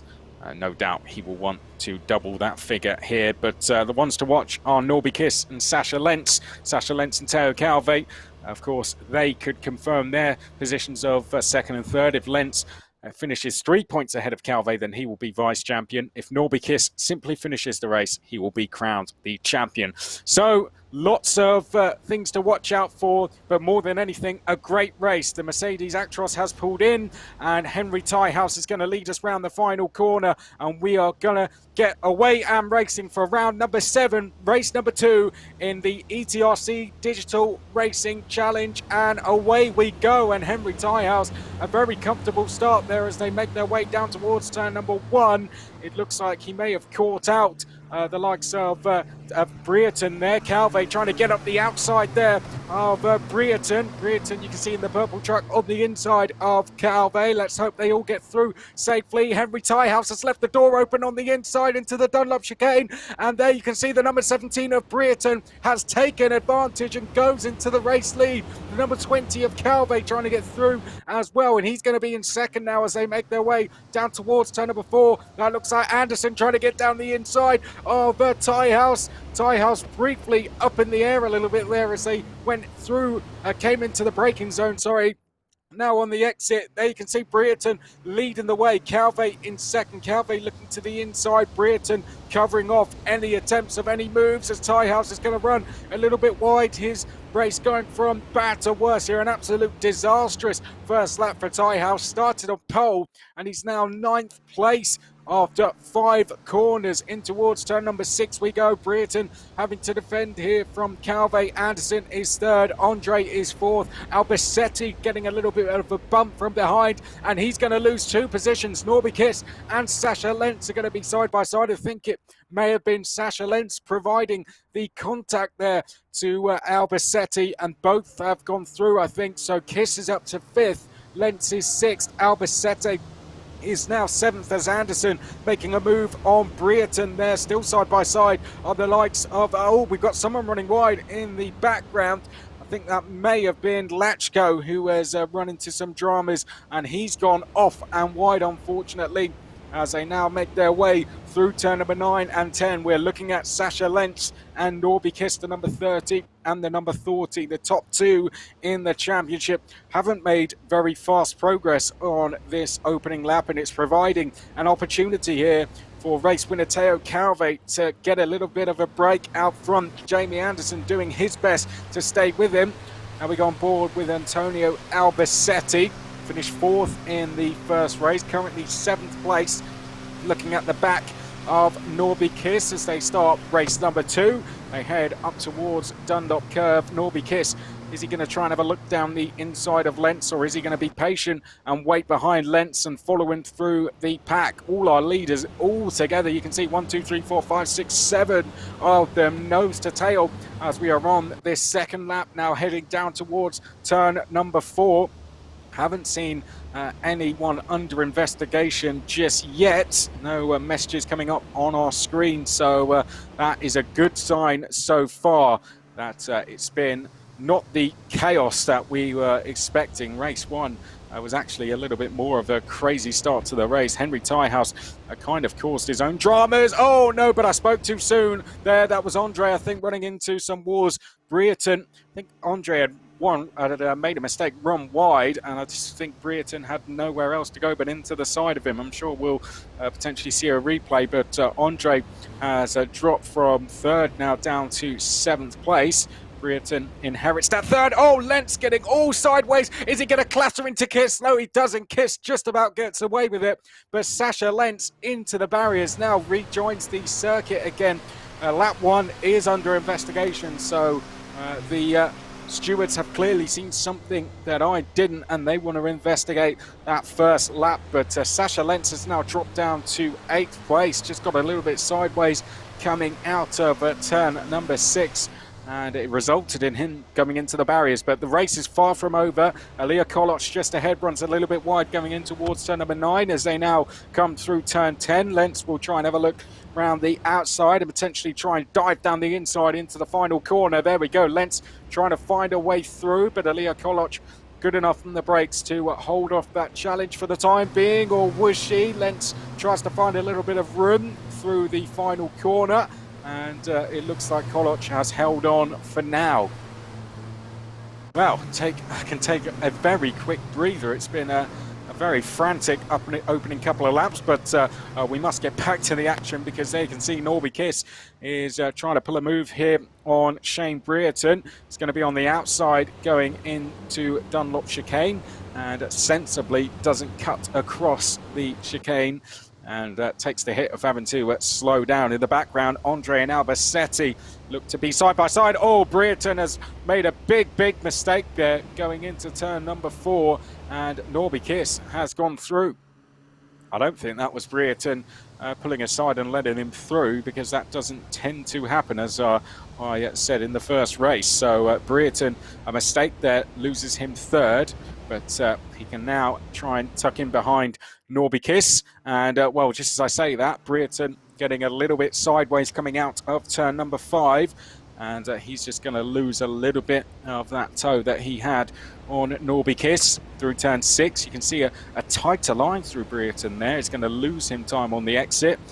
You can see he had to get his foot down early to try and get up to speed on the exit, but a much wider line from Norby Kiss helped him stay a lot more planted out of the corner, and Brereton just getting a little bit too happy on the throttle. He's now putting himself under pressure here, is Brereton. You can see Andre and Albacete. Andre in that number 6 is getting closer now. Looking behind from Brereton. Brereton, that mistake has got... Oh, there, another mistake from Brereton. Well, there goes and contact there. Brereton's up in the air, and now he's off in the gravel, and now he's turning, and he's going to come into the path of Sasha Lentz, who just about sees that and avoids him. Well, Brereton did not get the entry into turn 10 right. Andre saw the gap, went for it. There was contact. Oh, we've got someone off as well. Anderson's off, I think, and he's now trying to recover. He's dropping down the places there. You can see Anderson in the background trying to recover. Well, that's a very strange place to see someone sideways, I have to say, because he wasn't on the exit of turn 11. He was more towards the start-finish line, so I'm really not too sure what's happened to Jamie Anderson there. Whatever happened, he's now down to 7th, and he has a recovering Brereton behind him. So there's 2 drivers that were in podium positions that through incidents or through mistakes have put themselves now on the back foot and out of the top 5 positions. Well, what does this leave us with at the front? It leaves us with Teo Calve versus Norby Kiss, and not for the first time this season, as they head now down towards turn number 6. 15 minutes plus 1 lap remaining. Jonathan Andre is then in 3rd place. He's got the best seat in the house for this. He's only 1.2 seconds behind, and he will know that Teo Calve will be doing everything possible to stop Norby Kiss from getting past. Albacete likewise just under 2 seconds away from Jonathan Andre. Sasha Lentz, who is looking to get back towards fighting for the race lead and fighting with Norby Kiss after that incident or mistake coming out of turn 6. The view kind of prevented us from seeing exactly what it was. Anderson is under investigation for his own incident, really, so not too sure what has happened there. I will try and find out for you. Through turn 9 into turn 10, it's turning into a brilliant fight this for the lead.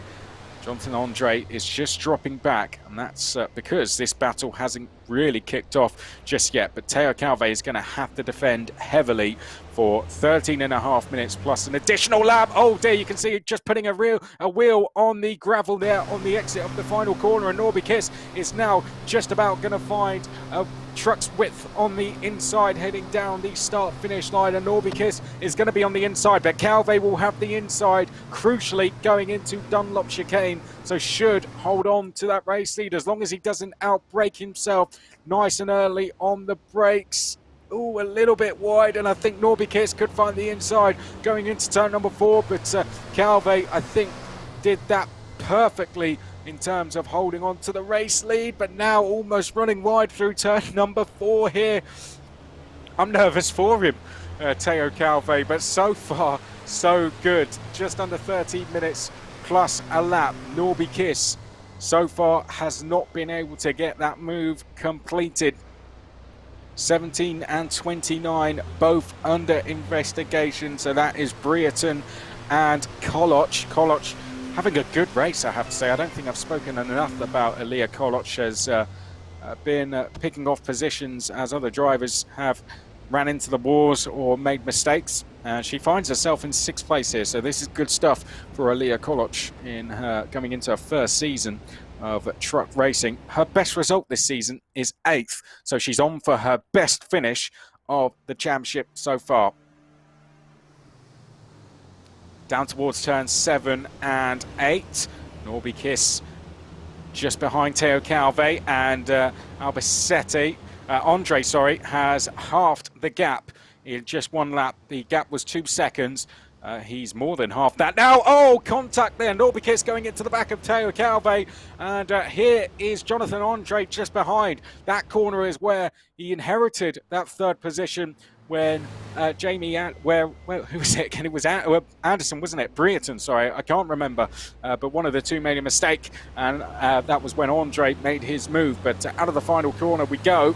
There's been so much happening in this race. I'm struggling to remember everything that's gone on. But that is a brilliant view of the top 5 and just how close they are getting, because not only is Andre catching, so is Albacete, and so is Sasha Lentz as well. We are approaching 10 minutes to go here. Reminders of Zolder. This is exactly the situation we had at Zolder, albeit Teo Calve was Jamie Anderson and Norby Kiss was at the back of the pack. Side by side, here you go down towards turn number 4.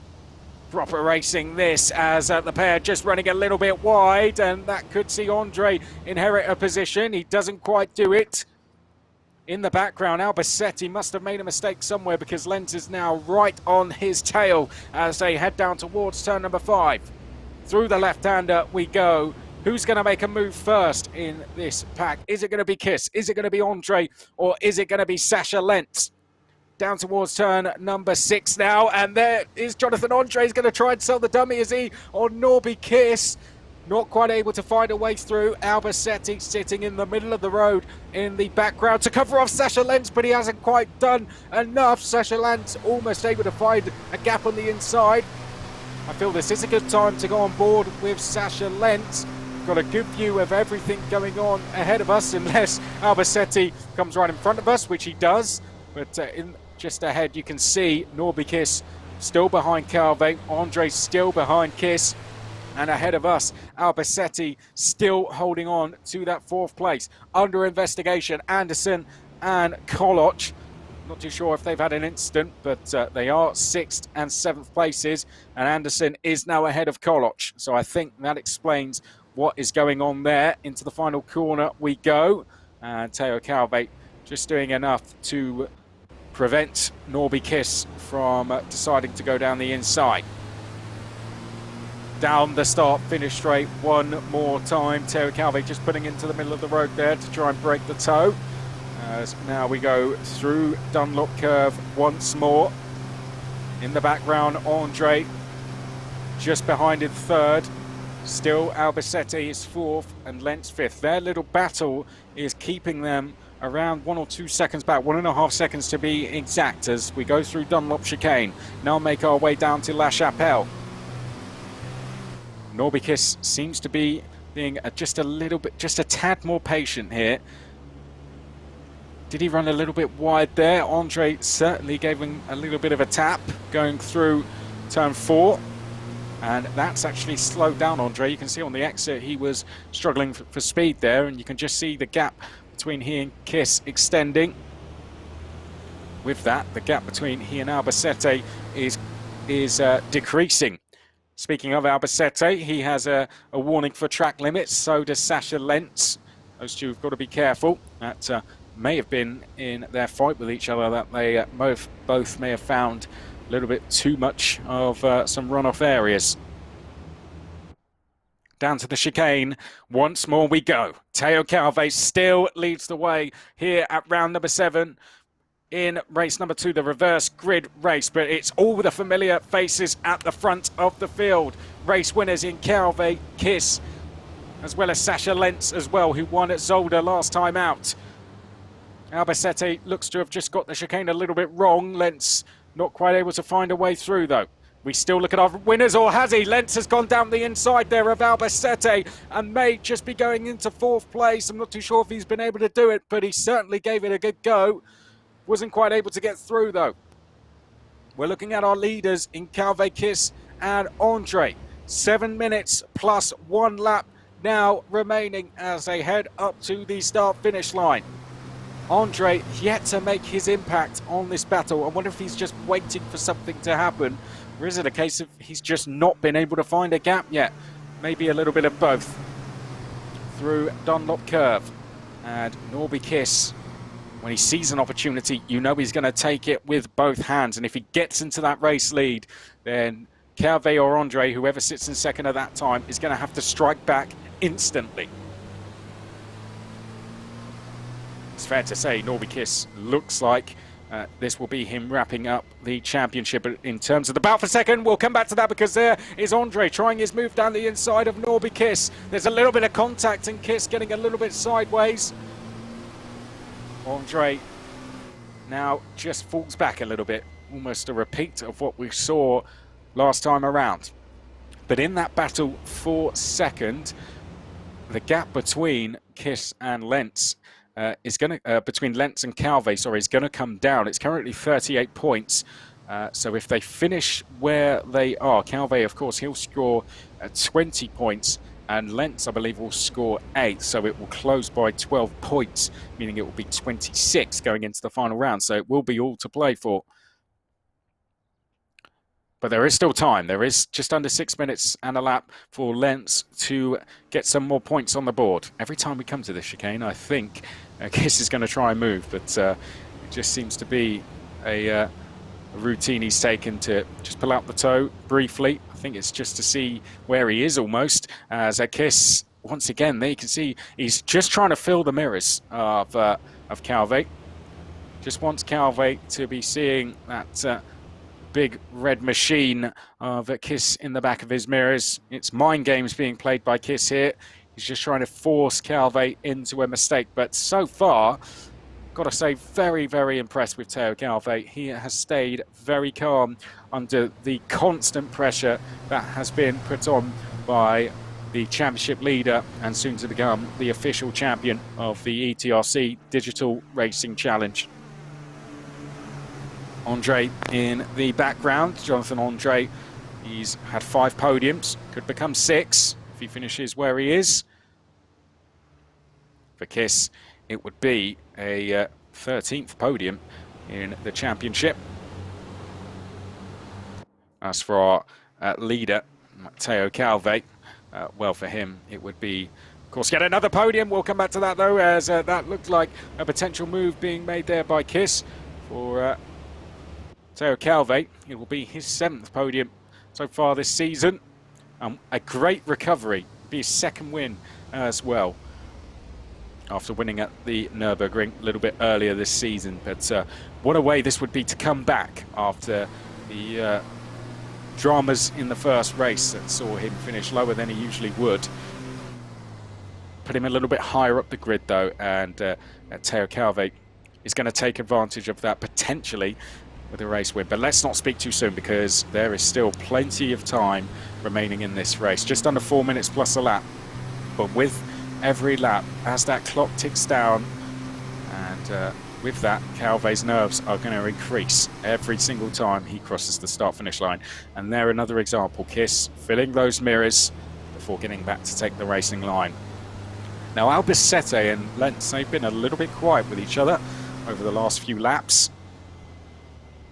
That's something that could kick off as well. I think it's more Albacete closing in on Andre than Lentz dropping away from Albacete, if that makes sense. It's Albacete definitely is closing that gap here, as here comes Kiss now. He's going to make his move down the inside into the final corner, but very respectful racing there. I think Kiss saw that that would have ended in complete disaster and pulled out of the move. So good racing by the Hungarian, and Théo Calvé lives to fight on and remains in the lead. What is Jonathan Andre doing? Is he about to make a move? No, he isn't. He's still a couple of lengths back from Norby Kiss. And with all this, Albacete continues to get closer. Sasha Lentz, I think, just seems to be struggling for pace just a little bit here. But Albacete, I think we can say now that this is a lead quartet with 1 in chase. Into turn number 4. Kiss, once again, couldn't be any closer to the back of Théo Calvé. Kiss has tried almost everywhere now. He's been alongside through turn 1. He's had a little look going into Dunlop chicane. He's certainly had a look through turn 4. He's tried through into the final corner as well. He's tried into turn number 9. Most places has Norby Kiss tried to move. So far, all have been unsuccessful. He's got to try and do something different now as Norby Kiss. Got to try and find a different way through, but while doing it, he's got to be careful of Andre as well, because Jonathan Andre pulled off that fantastic move on Shane Brereton earlier in the race when Brereton just got turn 9 a little bit wrong. Just got a crossover into the entry of turn 10, and Andre was straight up the inside, no questions asked. It was a brilliant move. A hard move with some side-by-side contact, but fair racing at the same time. As there you can see Calvé a little bit more nervous now going into that turn 9, isn't he? He's covering off the inside, and the gaps are really starting to come down now. Albacete, as we said, he's with there, but the main gap that is coming down is Sasha Lentz is closing in as well. And I say that as the main gap because this is going to make it once more 5 for the lead as they come out of the final corner. 2 more laps remaining in this one as they cross the line. 2 more laps for Théo Calvé to hold off Norby Kiss. 2 more laps before Norby Kiss crowns himself the champion. Through Dunlop Curve. There you can see Sasha Lentz. This is the closest he's been to Albacete for some time. That would be brave to try and move into there, but sensibly pulls out of that one into the chicane. I think Sasha Lentz has got that one just a tad wrong. Albacete, don't know if he extended track limits in the process, but he got that one absolutely spot on. Down into La Chapelle. Great view this on board with Sasha Lentz. You can just see them all queued up behind Teo Calvé.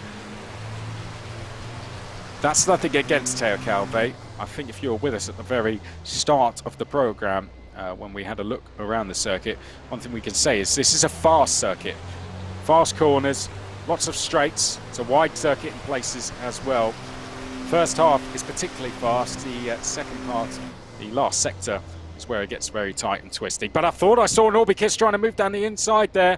I saw Andre to the outside, and there, I think on the exit, I think Norby Kiss has got alongside, or has he? No, it was just Teo Calvé a little bit wider. Here they come now for the penultimate time, down towards turn number 7. It looks like they're almost 3 abreast here as they head down to turn number 7. Norby Kiss can't quite find a way through, but he was definitely close that time around. Is he trying to line up a last lap lunge here? We've got a penalty, unfortunately, for Shane Brereton. 30 seconds he's going to lose, and that will drop him to 10th place. So that will move Koloch up, that will move Tiehouse up, and Lachko as well. A shame for Brereton. It's just not gone his way at all today, but we must concentrate on our battle for the lead. Can't get my words out there as I'm seeing 3 different things happening at once. I was seeing a move of Albacete trying to get past Jonathan Andre. Albacete hasn't had a podium so far this season. He came so close in the first race with 4th, and he can almost reach out and feel a podium finish as we go on to the final lap of the race. Can Albacete get his first podium? Can Teo Calvé hold on and take his 2nd win in the championship? Here they go, down towards Tunlop chicane. Teo Calvé hits the brakes. Norby Kiss behind, can't quite get through just yet. Andre in 3rd, Albacete 4th, Sasha Lentz in 5th place. This would move Teo Calvé to within 30 points of Sasha Lentz in the battle for 2nd, would make the last round very interesting between those two. It would also give him his 2nd win. Norby Kiss will crown himself champion if he finishes this last lap wherever he finishes, and Andre will add to his podium finishes, and he will be 6 podiums if he finishes where he is. It looks like Lentz is now crawling all over the back of Albacete. That 4th place would do his fight for 2nd in the championship good. Half a lap remaining now. Down towards turn number 6 we go for the final time. This one of the overtaking places, but Norby Kiss can't quite get through just there. Now we have the run to the chicane, and it looks like Andre is a little bit closer. It looks like Albacete and Lentz are out of the battle for the lead. Every time we come down to turn 7, it looks like Kiss is alongside, but that's him just filling the mirrors of Calvé once again. He'll pull back in to take the racing line, but he's got overtaking opportunities coming up now. He's got turn 9, he's got turn 10, and he's got the final corner where he has had an opportunity. He has had a look through there. He looks right, he looks left, going down towards turn number 9, can't quite get through. Has he had contact there from Andre? I think it was very close. He's now going to open up turn 10. Is the red truck of Norby Kiss. Is that going to give him the run to have a look down the inside into the final corner? He's got a, there he goes, a look down the inside, almost a bit of contact from Norby Kiss, but out of the final corner, I don't think he's got enough to get alongside, and it looks like it's going to be a 2nd win this season for Teo Calvé, and Norby Kiss becomes the 1st ever champion in the ETRC Digital Racing Challenge. It's another podium for Jonathan Andre. Albacete finishes in 4th. Sasha Lentz finishes in 5th. Jamie Anderson will be 6th. Brereton, with his penalty, will be demoted to 10th. So Koloch will finish in 7th. Tiehouse in 8th. Then it will be Lachko in 9th. And finishing in 10th place with that penalty will be Shane Brereton. All provisional results, of course. We do have officials that will look into everything. But brilliant celebrations from Teo Calvé. That's his 2nd win, and a brilliant comeback after the dramas he had in race number 1. Andre couldn't quite find a way past Kiss there, and those two just having a little bit of fun on this in lap now, doing a little bit of drifting for us. Always something we love to see them doing. We're going to be able to see these drivers doing it for real as well very shortly.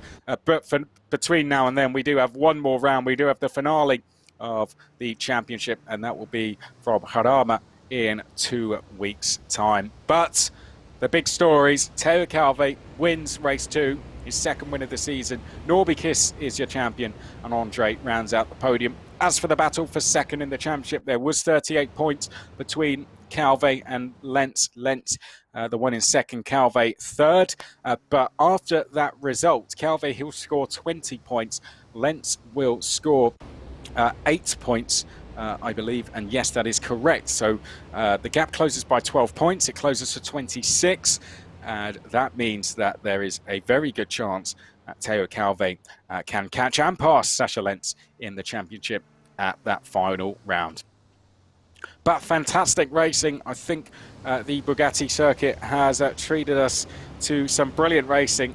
Now, I did tell you that race 2 was going to be a good one, and I'm definitely feeling the effects from calling a fantastic 25-minute race in the ETRC Digital Racing Challenge. Sweating buckets over here. Wow, that was a tough one. What an introduction for me into the series, and very pleased that I'll get to do it all again behind the mic in a couple of weeks' time. But definitely that was an interesting one. And there is your podium. Jonathan Andre to the right of screen. He finishes in third place.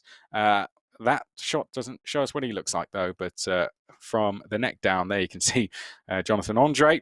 On home soil as well, Norby Kiss second, and it's a win on home soil, and his second of the season for Teo Calvé. What a fantastic result for Teo.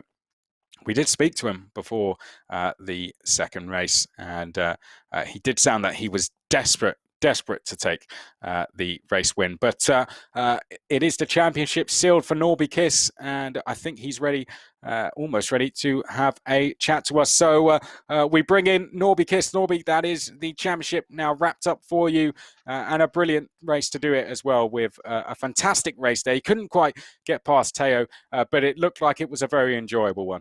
Yes, it was a good race. I mean, it was the start was a little bit chaotic, and I tried to stay out of any troubles, and try to make up some places. And then I arrived behind Teo, and he defended quite well. There was not really a good chance for overtake. I was trying here and there, trying to make an undercut behind him, so I have a better acceleration after some chicanes and everything, but it was not really working, and I didn't want to be, too aggressive on his home race. So it was good. I'm happy with the second place, and I'm really happy with the championship.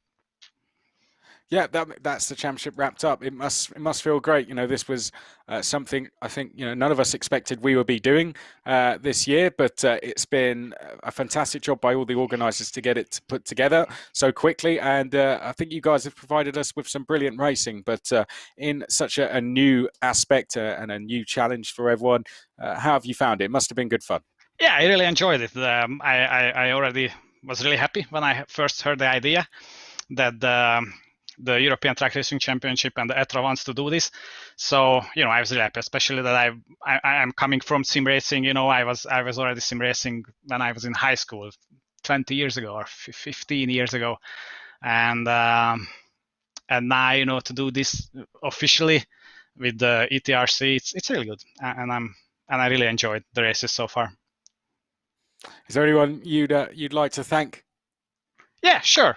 My team, as always, the new team for this season, the Rayways Track Racing team. It's a new Hungarian team with a new track and everything. I'm really thankful for them that we are doing this, and that we are also doing the digital championship, with the livery and everything.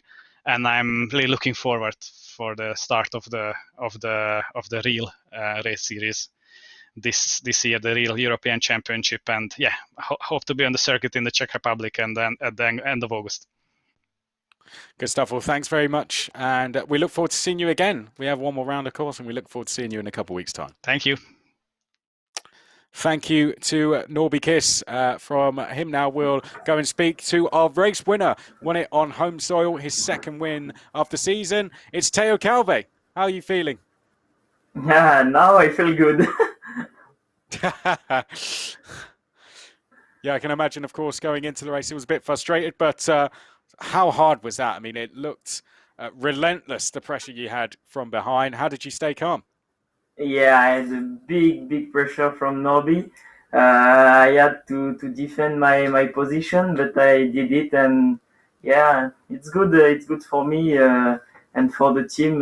We make points, so it's good for the championship.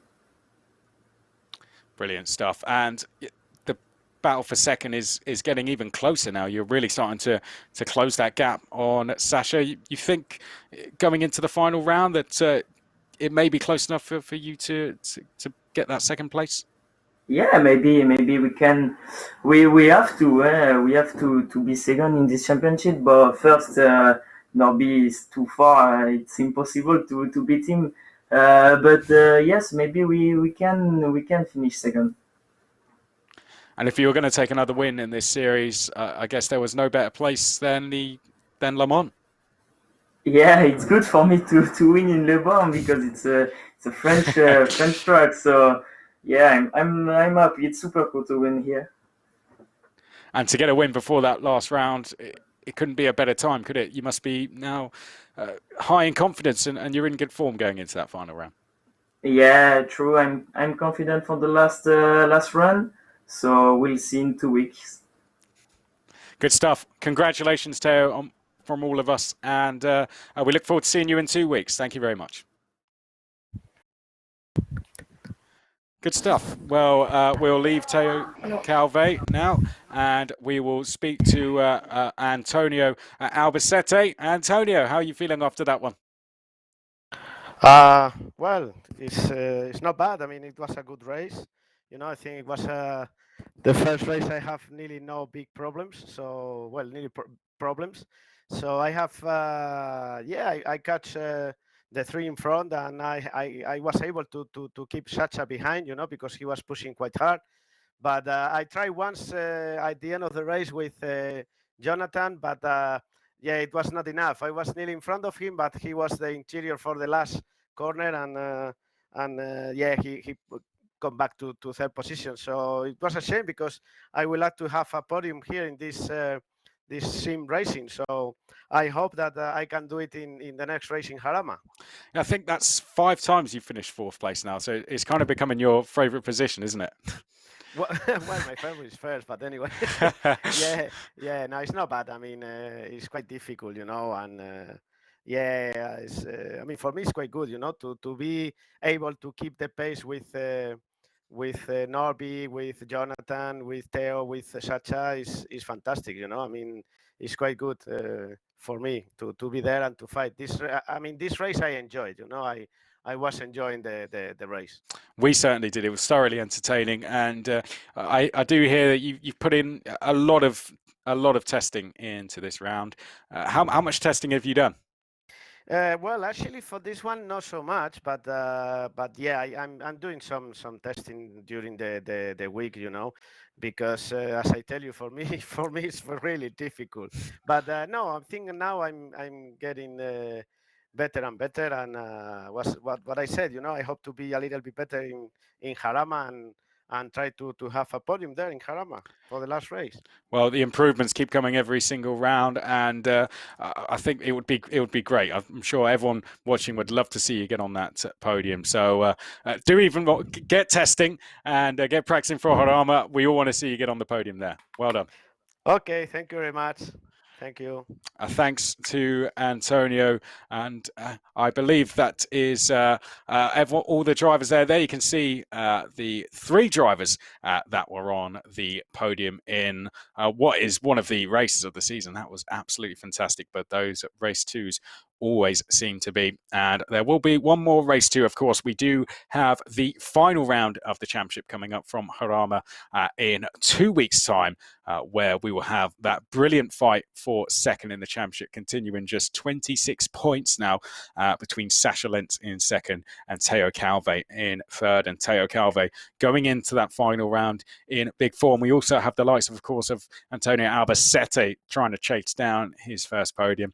5 fourth place finishes for him now. So let's see if he can do that. But on behalf of the entire team and all the drivers, thank you very much for tuning in. This has been round number 7 of the ETRC Digital Racing Challenge. I hope you have enjoyed it. And to end the show now, we will look at some highlights. But on behalf of me, it's goodbye.